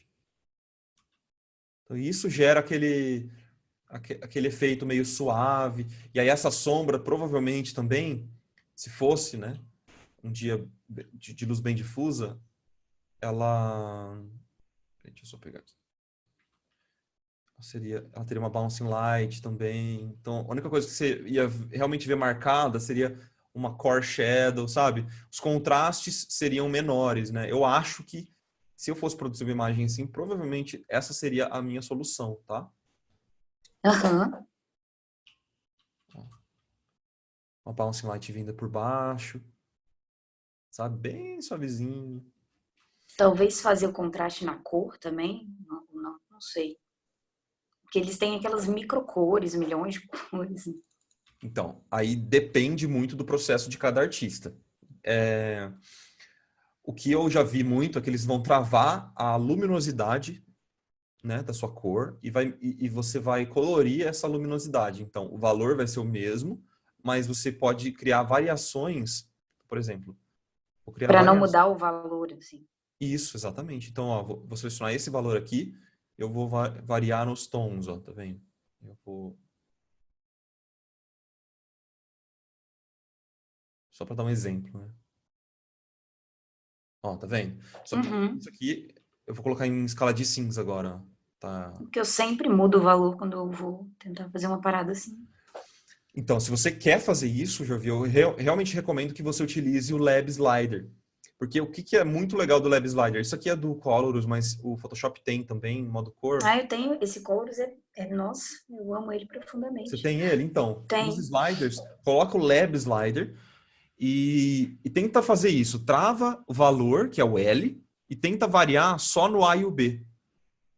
O B Eu vou seria testar a isso. temperatura da cor, então quanto mais para a esquerda, mais fria a cor, mais para a direita, mais quente a cor, de uma forma mais geral. E o A seria um outro slider para, digamos, a tintura dessa cor, tá? Então, em essência, não, o valor não vai variar. Mas é claro que se eu colocar um valor com cor, dependendo da cor, muito saturada e tal, ele vai gerar variação sim. Então, por exemplo, aqui, ó, eu gerar essas variações, é claro que em questão de valor isso aqui vai variar, né? Mas nessas... Tem que manter elas mais próximas ali de onde está na iluminação. Quanto Será mais que é? próximo do meio, mais cinza a sua cor vai ficar. Então, se isso aqui tiver 0 e 0, ela vai ficar cinza a cor. Isso aqui Não é dá literalmente um certo. cinza. E aí, quanto mais para as extremidades, mais saturada a minha cor. Olha que interessante. Mais saturada a cor. Tem mais azul saturado, verde saturado, tá? Então, não vai funcionar 100% travando o valor, mas é porque as cores têm propriedades e valores diferentes uns dos outros, né? Então, não dá para você exigir que um, um vermelho tenha o mesmo valor tonal que um amarelo. O amarelo sempre vai ser mais claro, assim. Sempre não, né? Obviamente, mas em sua grande maioria, o amarelo vai ser mais claro em questão de valor tonal. Então, se eu travar aqui, por exemplo, na minha color wheel, se eu colocar no máximo de saturação um vermelho, vermelhão, e um amarelo, o amarelo ele tende a ter um valor mais claro, naturalmente, né? Então, mesmo sendo cores diferentes e super saturadas, eu vou ter variação tonal nesse sentido também. Então, sempre assim. Então, escuro, claro, escuro, claro, escuro, claro, escuro, claro. Sempre você vai oscilando dessa forma, sabe? Então, o ciano, ele é bem mais claro do que um azul próximo do roxo aqui e tal. Isso é interessante. Valeu, Marco.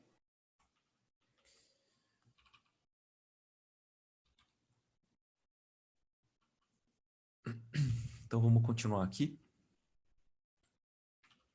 A forma de aplicar esse estudo, galera, realmente eu não vou poder mostrar para vocês. Opa, não vou poder mostrar para vocês porque eu vou fazer no trabalho, tá? Mas seria aplicar numa peça mesmo, né? Vocês podem tentar inserir essa etapa de sombra, pintar só a sombra diferente da luz, em uma etapa da sua ilustração. Isso pode ser um ótimo exercício até. Então vocês fazem um desenho, e aí a primeira etapa desse desenho é você pintar o que está em sombra e o que está em luz. Só em shapes fortes, assim, sabe? Pode ser uma boa aplicação do seu estudo.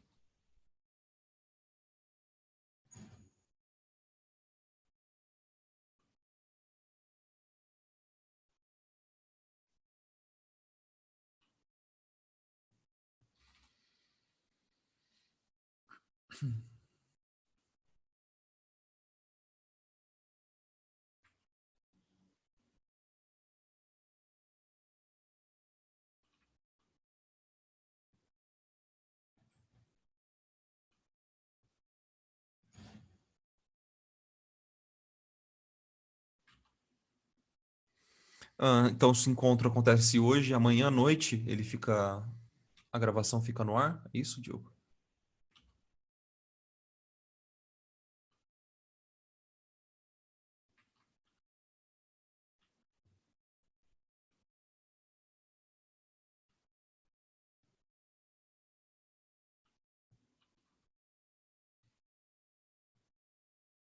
Acho que eu vou juntar, vou pintar toda essa parte. Uma layers só. Beleza. É um bom tempo, né, cara? Um dia.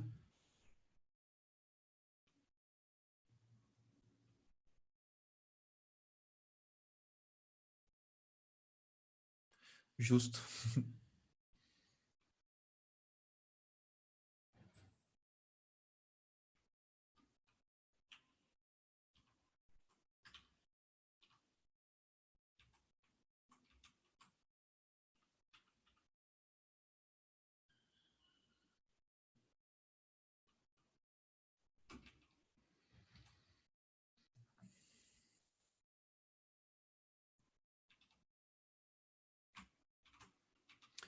O legal desse esqueminha aqui de porcentagens é que eu consigo, clicando aqui com o Color Picker, eu consigo ver certinho qual é o valor que eu estou usando. Então, se eu estou em 30, eu quiser escurecer, então eu tenho uma partezinha que é um pouquinho mais escura aqui.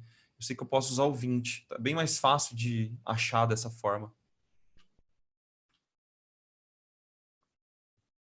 Usando essas porcentagens, sabe?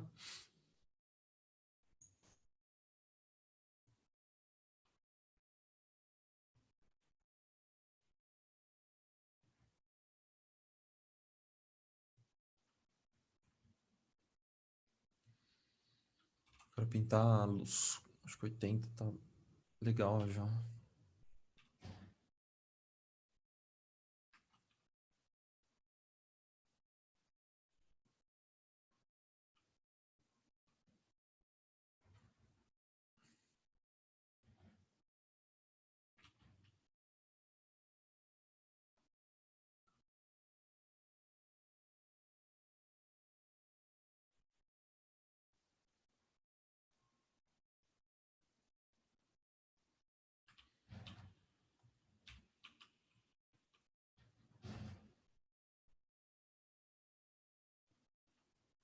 Nossa, muito legal, né? Como tem relativamente pouca informação aqui nessa imagem, nesse estudo, e já dá para entender bem, assim, sabe? Como essa divisão fica bem clara no trabalho do Jim.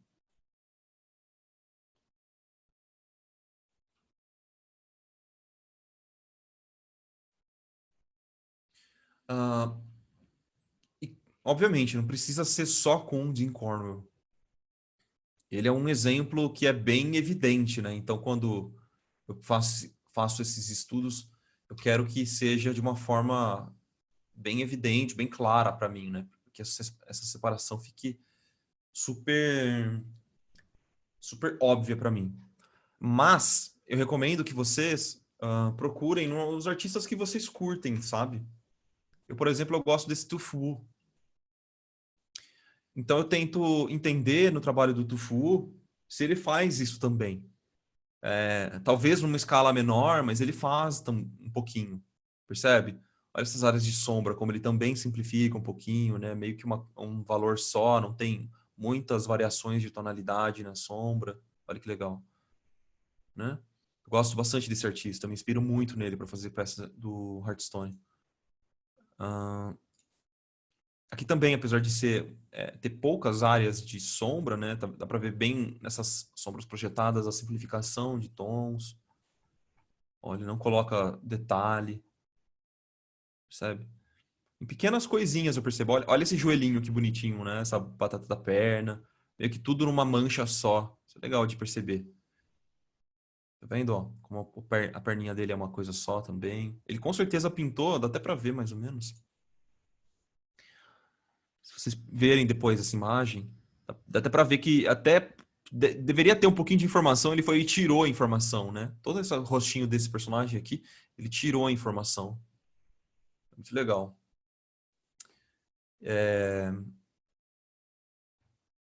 Tem uma artista francesa,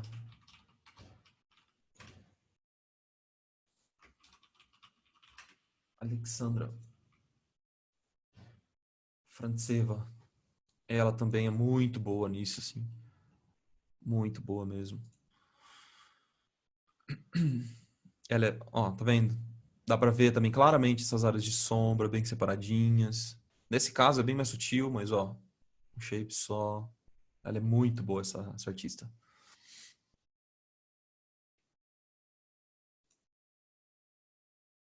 Ó, percebe? É bem unificado.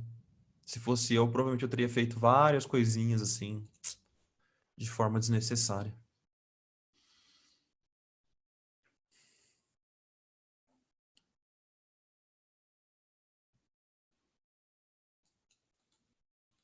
Beleza? Então procurem os artistas que vocês admiram, que vocês gostam.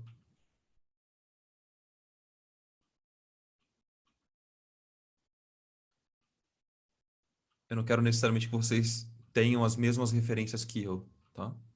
Eu não quero que vocês pintem que nem eu também.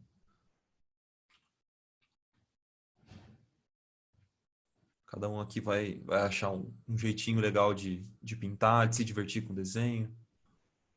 Essa aqui é a magia.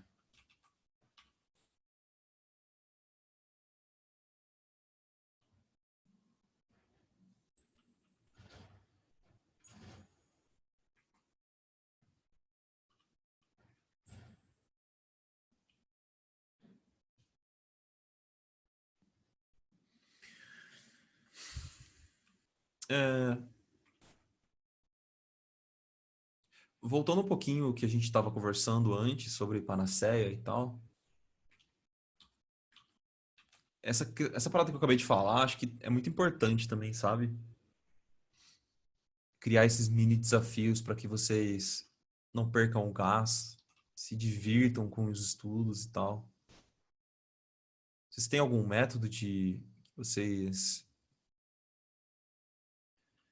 encontraram para se divertir com o desenho? Ou é só dor, só sofrimento? Que eu espero que não. Vamos trocar essa ideia agora.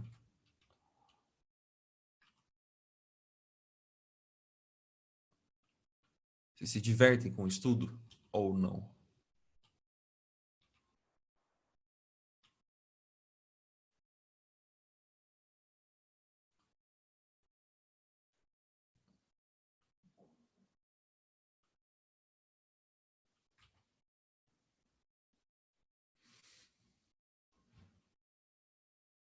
Eu vejo que fica bem mais reconfortante quando eu não estou sozinho fazendo mais. Uhum.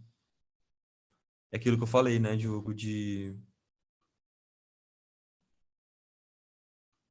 que eu precisei me unir com o Cezão para me dar um gás. O Cezão, depois o Henrique, ele começou também a aparecer com a gente para estudar.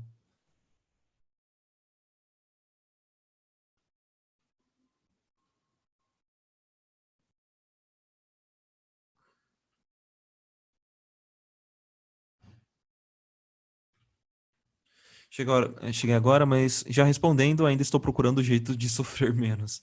É doloroso, né, Josué? Eu tô ligado que é, cara.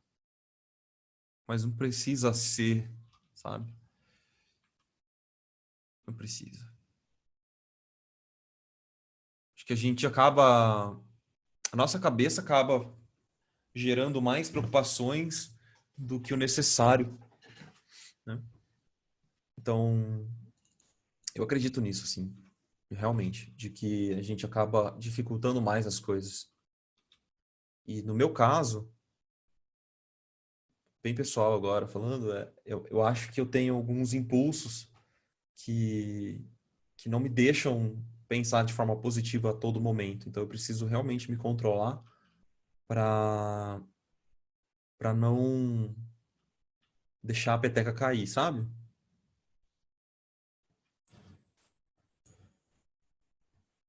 Então, por exemplo, recebo algum feedback negativo às vezes, que acontece, né, obviamente. Então eu fico pensando demais, assim, sabe? Tipo, nossa, o que que eu fiz? Nossa, será que eu sou o pior artista do mundo? E na real, ah, quem deu o feedback tá falando, mano, tipo, a gente só quer fazer a imagem melhor, assim, vamos lá, simbora, sabe? Tipo, a pessoa tá super me apoiando e eu, nossa, eu sou péssimo, ai, meu Deus. Sabe? Às vezes acontece isso, normal, mas é 100% um impulso que me atrapalha pra caramba, assim, sabe? A gente se sabota, exatamente. Falou a palavra-chave agora, Josué. Ô Marco, Oi. acontecia contigo, tá falando essa questão de feedback, de você ficar evitando pedir feedback ou mostrar o trabalho para alguém para receber o, não, as críticas mesmo, porque você, sei lá, fica com medo e achando, pô, vai falar que tá ruim e tal, tipo. Com certeza. Eu acho até que eu sinto isso até um pouquinho hoje, sabe? Porque, sendo bem sincero mesmo, eu fico quando eu recebo muito feedback em um trabalho, não pontuais, né? Mas muitos feedbacks, eu fico com o meu ego muito machucado ainda. Muito machucado, cara. Mas eu acho que é porque eu estou numa fase muito sensível. Então, o que estava acontecendo é que eu estava evitando 100% de postar os meus trabalhos e de mostrar para as pessoas com o medo da rejeição. Então, uma coisa que aconteceu recentemente foi que o Mike pediu para eu postar os estudos que eu tenho feito, né? Começar a postar lá no nosso grupo lá da Mar, né? Porque vai que, sei lá, animava alguém de fazer junto, sabe? Tipo, dava um up na galera, de todo mundo estudar também e tal. Então, depois que ele me pediu isso, cara, eu fiquei meio, pô, mas eu não gosto de postar porque eu não quero. Eu fiquei pensando depois, né? Tipo, fazia de forma automática, mas depois fiquei refletindo que provavelmente era isso. Eu não quero receber feedback nesses estudos, eu quero só errar sozinho, quietinho. Eu acho que é 100% isso que você tá falando, sabe? Tipo, eu não quero ter feedbacks, porque, que medo, sabe? Mas na real, tipo, os feedbacks, eles vão melhorar o meu trabalho. Então, por que eu vou correr deles, né? Não faz sentido se você parar para pensar. Só que de novo, que eu acabei de falar. É um ego machucado, é uma pessoa que, sei lá, você está muito sensível naquele momento. O que está rolando para você ficar com medo de receber feedback? Você precisa refletir, né? Entender mesmo, tipo, o que eu tô falando para você, não sei se você sente isso, mas é uma autoanálise meio cabulosa que você precisa fazer, sabe? Não é fácil. Tipo, você realmente precisa se conhecer, se deixar, se permitir ser uma pessoa que não seja perfeita, sabe? Entende quando eu quero dizer isso? A gente tem essa tendência de querer ser perfeito para as pessoas e tal, né? Mas quando você faz uma autoanálise, você tem que se livrar de preconceito. Entender que você vai ter preconceitos, na verdade. Não é se livrar de preconceitos, mas entender que você tem seus preconceitos, você não é uma pessoa perfeita, que você vai ter diversos defeitos, que você está ali pensando em uma forma de melhorar isso. Eu nunca estudei sobre autoanálise, tá? Isso tudo que eu estou falando para vocês é suposição e experiência própria, assim, porque eu gosto de refletir bastante sobre o meu estado atual. É por isso, tá bom? Não é porque eu estudei, não. Então, posso estar falando besteira. Mas é meio que isso, sabe? Você entender, cara, eu não sou perfeito, eu tenho um monte de defeito, mas eu quero melhorar. O que eu tô errando? O que eu posso melhorar? E você fazer isso para que outras pessoas também opinem, cara, é muito difícil, velho. É muito difícil. Se abrir, né? Se expor, é meio... Sim, total. Tipo, eu fiz o curso. Eu terminei agora no início do ano, fiz o curso do Pedro Dutra, né, Ah, muito legal. bom e tal, me ajudou bastante. Mas sempre que eu tinha que entregar alguma tarefa, algum trabalho assim, eu ficava tipo muito relutante, muito tempo assim de tipo, eu não quero apresentar, ele vai apontar os erros, vai mostrar o que tá ruim, e tipo, eu ficava com muito receio assim. Eu sei que tipo, eu tô lá para isso, é para ele me dizer o que eu errei para eu poder melhorar, mas tipo, Uhum. mesmo assim era muito difícil. A nossa cabeça fica criando argumentos irracionais, né? Tipo, vai fazer um sentido, uma lógica interna que na verdade ela não existe, mas que você vai criar, que é uma lógica que só vai funcionar para aquele argumento na sua cabeça, que é uma falácia total. Só que é um artifício, é uma artimanha que o nosso cérebro usa para justificar algumas coisas. E é aquilo que eu falei mais cedo sobre a gente não querer fazer o que precisa ser feito, de buscar a panaceia, buscar o conforto, Ou buscar é um medo, né, Marco? Sei o lá, medo, pode desculpa, ser. entrei na parada. Mas é um medo de você. Sabe o lance do impostor, né? Se alguém falar que está uma merda, aí eu vou pensar, nossa, isso daí é a comprovação de que realmente não tem jeito, sabe? Melhor nem.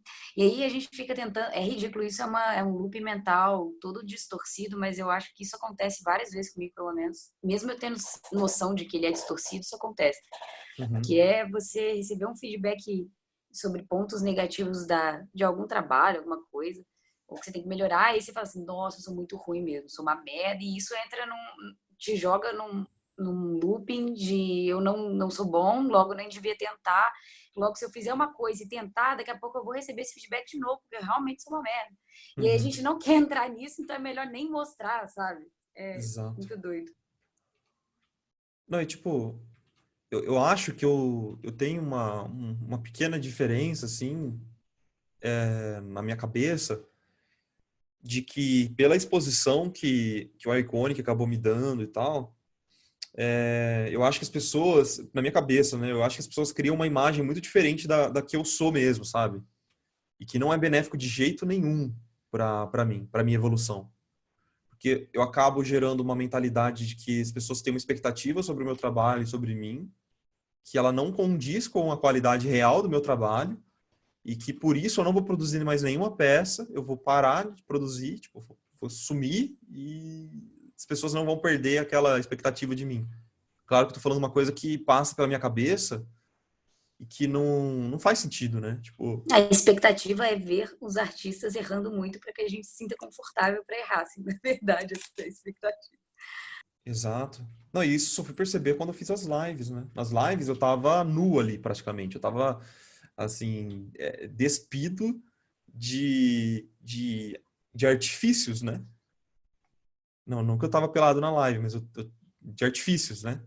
Tipo, eu estava exposto para todo mundo e a todo momento sendo julgado. É porque, assim, eu acho que em época de Instagram, onde as pessoas só postam os desenhos finais e tá tudo bonito, todo mundo tá viajando, malhando muito, ganhando muito dinheiro, com muitos amigos e fazendo desenhos incríveis, Sim. é muito doloroso expor os erros, sabe? Porque parece que é só você que tá ali na merda. Você fala, nossa senhora, o que eu tô fazendo? Eu devia estar postando um desenho maravilhoso e do lado, eu e meu cachorro Golden Retriever, sabe? Sim. Então, é muito difícil expor os erros numa sociedade que parece que ela coíbe os erros, sabe? Então, acho que cria essas distorções mentais de ninguém pode descobrir que eu não faço parte desse clube da perfeição, sabe? Exatamente. Acho que isso me fez pegar um pouco de aversão de rede social e tal, mas em essência acho que é isso mesmo também. Eu fico bem intrigado, assim, das expectativas das pessoas em relação a isso. Mas às vezes é só a minha cabeça mesmo, sabe?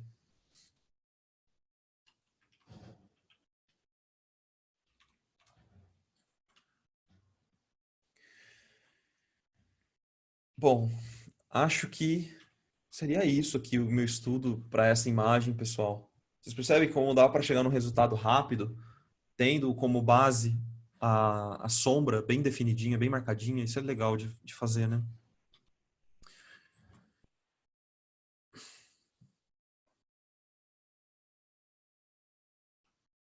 Então, para as minhas imagens, eu acho que eu realmente preciso ter um pouquinho mais de calma, um pouquinho mais de paciência, fazer essa etapa aqui com um pouco mais de cuidado. Eu tenho certeza que vai me ajudar bastante. Eu preciso achar um método ainda, isso pode ser até uma forma de estudar aqui com vocês em outro dia, de produzir isso para uma pintura colorida, né? Porque, obviamente, marcar aqui com um valor escuro, em escala de cinza, é fácil, mas eu quero muito tentar encontrar uma forma de fazer esse mesmo processo e colorir ele, né? De uma forma colorida. Eu acho que eu vou precisar produzir uma color thumb antes, tipo, que é um mapa. Acho que o Cezão, não sei se todo mundo aqui já assistiu os encontros do Cezão, mas essas color thumbs são mapas de cor que você pode usar como um guia para sua ilustração, né?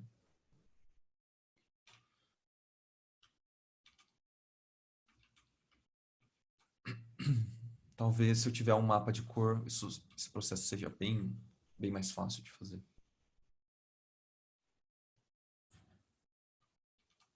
Mas beleza. Eu gostei do encontro de hoje. Acho que deu pra gente conversar coisas bem importantes, assim, coisas que eu queria muito trazer, sabe? Obviamente eu não tenho como falar disso em outros momentos, né, com vocês. Se escrever um texto e tal, acho que não vai funcionar muito, então eu precisei trazer aqui no encontro, mas eu achei que funcionou bem porque às vezes a gente não tem vocês não têm muitas perguntas para fazer durante esses encontros que são mais de produção, né? E como eu disse, eu queria muito que vocês estabelecessem uma expectativa correta dos encontros, né? Só para reiterar, então, os meus encontros, eles vão ser um pouco repetitivos mesmo, sabe? Eu vou fazer diversos estudos desse aqui, porque e desses, e mais Still Lifes, e mais outros estudos repetidos que eu já mostrei para vocês, mas eu acho que a gente vai ter que entrar numa nova fase que vai ter que ser isso mesmo, porque mesmo porque não tem outra saída, não tem outra escapatória, não tem aquele exercício perfeito que vai te ajudar em todos os momentos da sua pintura e que você vai fazer uma vez e você já vai ficar muito bom. Exercício a gente tem que fazer várias e várias e várias e várias vezes mesmo. Por isso que a gente paga, sei lá, mensalidade na academia e a gente não paga diária. A gente não vai uma vez só na academia por ano e tá tudo resolvido, né? A gente vai lá para fazer exercícios todos os dias, né? Então, é com isso que eu queria encerrar o encontro de hoje. Tá? A repetição é muito importante, exatamente, Josué. E pra galera que chegou depois, eu vejo que tem bastante gente que não tava no comecinho da live. Galera, eu realmente recomendo que vocês ouçam pelo menos um trechinho do que eu falei. Eu vou ver se eu consigo depois recortar aquele trecho sobre Panaceia e tal, que eu acho que foi um papo legal pra gente poder compartilhar depois aquilo que eu falei, tá? Eu acho que é válido. Seria legal, né? Pegar um trechinho da live pra gente disponibilizar, só pra não ficar muito no meio lá de 2 horas de encontro, né? A gente começou às 7, né? Acho bem interessante. Vou conversar depois com o pessoal do Jornada de como fazer isso. Não esquece de mandar aquele zip das imagens. Pode deixar, pode deixar. Eu vou postar o zip das imagens do Zincorno para vocês também. Já tá hospedado, é só passar o link. Eu vou postar isso aqui também. Postem, por favor, lá no Discord o estudo, se vocês fizeram algum estudo hoje comigo, se vocês produziram outras coisas, mesmo que não tenha nada a ver com o que eu falei aqui, com o que eu fiz, postem porque eu quero dar uma olhadinha, por favor. Tá bom? Tá postando? Beleza, Diogo. Maravilha. Uma boa ideia. Show de bola. Pessoal, então, desculpa aí se eu sei lá, se eu fui meio arrogante, assim, às vezes eu tenho esse medo, sabe? Quando eu falo algo que eu realmente queria muito falar, eu não quero soar arrogante de forma alguma, eu só quero tentar trazer alguma indagação aí para vocês refletirem mais tarde, vocês podem trocar uma ideia depois lá no Discord comigo sobre o que a gente conversou, mas eu acho que era importante de conversar sobre isso. Tá bom? Obrigado, Rafael. Fico feliz. Valeu, galera. Beleza, gente. Então, beijinho para todo mundo. Tenham um ótimo descanso e para quem vai estudar, bons estudos também. Eu queria muito ver a produção de vocês durante a semana. Se eu não estiver respondendo, me marquem, né? Manda o @marco lá que aí eu dou uma olhadinha nos estudos. Fechou? Valeu. Deixa eu parar de gravar aqui.